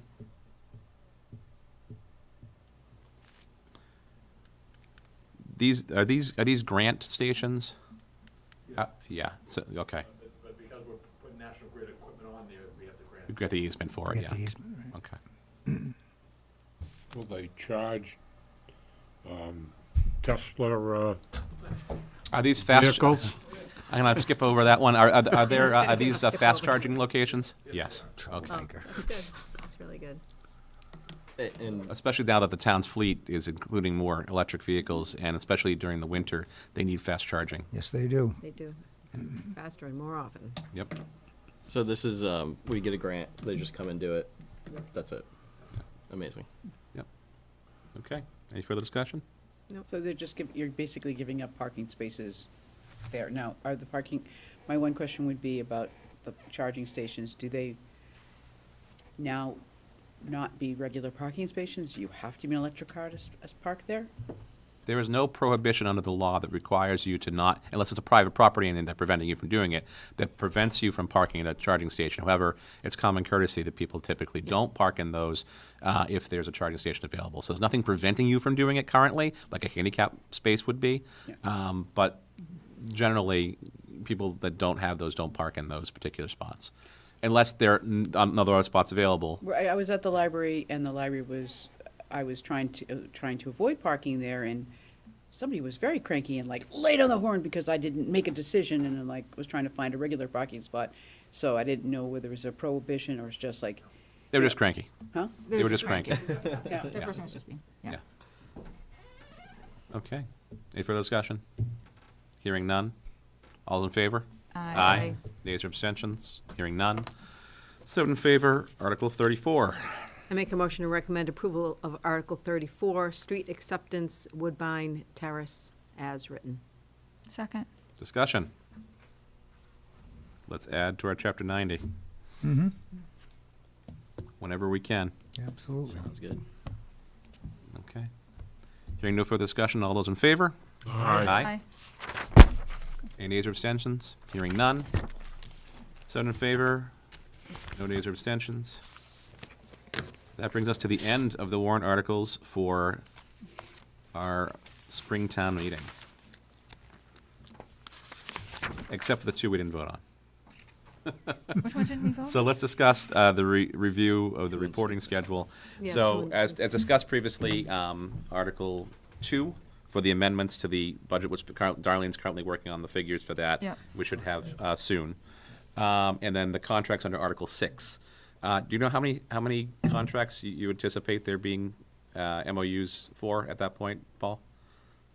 No more than 4. It could be as few as 1 or 0. Fair enough. Yeah, no more than 4. No more than 4. Okay, excellent. So we'll keep our ears and eyes open on our email for that. I think we anticipate probably the 17th of April, that Thursday. And if the book is done before that, which I'd kind of like it to be done before that, let's check the date here. So the 17th would become to talk about the 2 things we didn't vote on, and the book would say, here's our book of agreements and disagreements, except for these 2 things, which we'll. We either do that or we wait to the 17th and we quickly insert those two last articles, and then the book goes to publish on the 18th. The requirement for reporting to town meeting is different for a special town meeting as an annual town meeting. For a special town meeting, remember, we had to have 2 weeks under the town charter. We only need 1 week. And typically now it gets posted on the website, so it goes posted right away and is available, and then it also gets produced at the printer. Pam, do you know if they got it the 18th, what the turnaround time might look like for them? What day is the 18th? It's a Friday. Friday? Yeah. Oh, So we'd have a meeting on the 17th, and then I'd hope to, if at that point, just put in the 2 ways we voted, because we'll pretty much be ready to go at that point. And is the Wednesday after that is when you have your, yeah, I think they can do that. Okay. Then we'll probably hold off on publishing the book until Friday morning, the 18th. But we'll have everything ready to go except for those 2 articles prior to that. We didn't have any opposing opinions, I think. We only had a few abstentions. So I won't ask for any opposing opinions to be placed into the chair letter. So what I'll do is we'll get going on the letter itself, and then send it around for people to review, and if they want to add anything, let me know. The way we've done in the past, typically do it is circulate, or if someone wants specifically to state something, they can certainly send it ahead of time. The reason why I don't just place it in as written is because changes the voice and sounds kind of funky when you do it that way. So I'll put it in and I'll keep as close to what you're trying to say as possible, but it still flows within the letter itself. So we'll aim for definitely prior to the 17th, having the book almost ready to go, except for those two articles, Article 2 and Article 6, which should be pretty easy to add back in. Yeah, so you'll circulate the Prior to that. Prior to that. Yeah, Perfect. exactly. We do have a little bit of time in there. That is the reporting schedule. Discuss plans for upcoming meetings. I think we just did that. I think the target is the 17th for Article 2 and Article 6. After that, we typically, unless there's an emergency that pops up or the first 15 days of the fiscal year, we don't typically have another meeting until end of August, beginning of September. So this will kind of, except for town meeting, of course. That kind of ends our budget season on the 17th. Having said that, any public comment from our two town officers? No. All right, I'll entertain a motion to adjourn. So moved. Second. All those in favor? Aye. Have a good night. Not bad.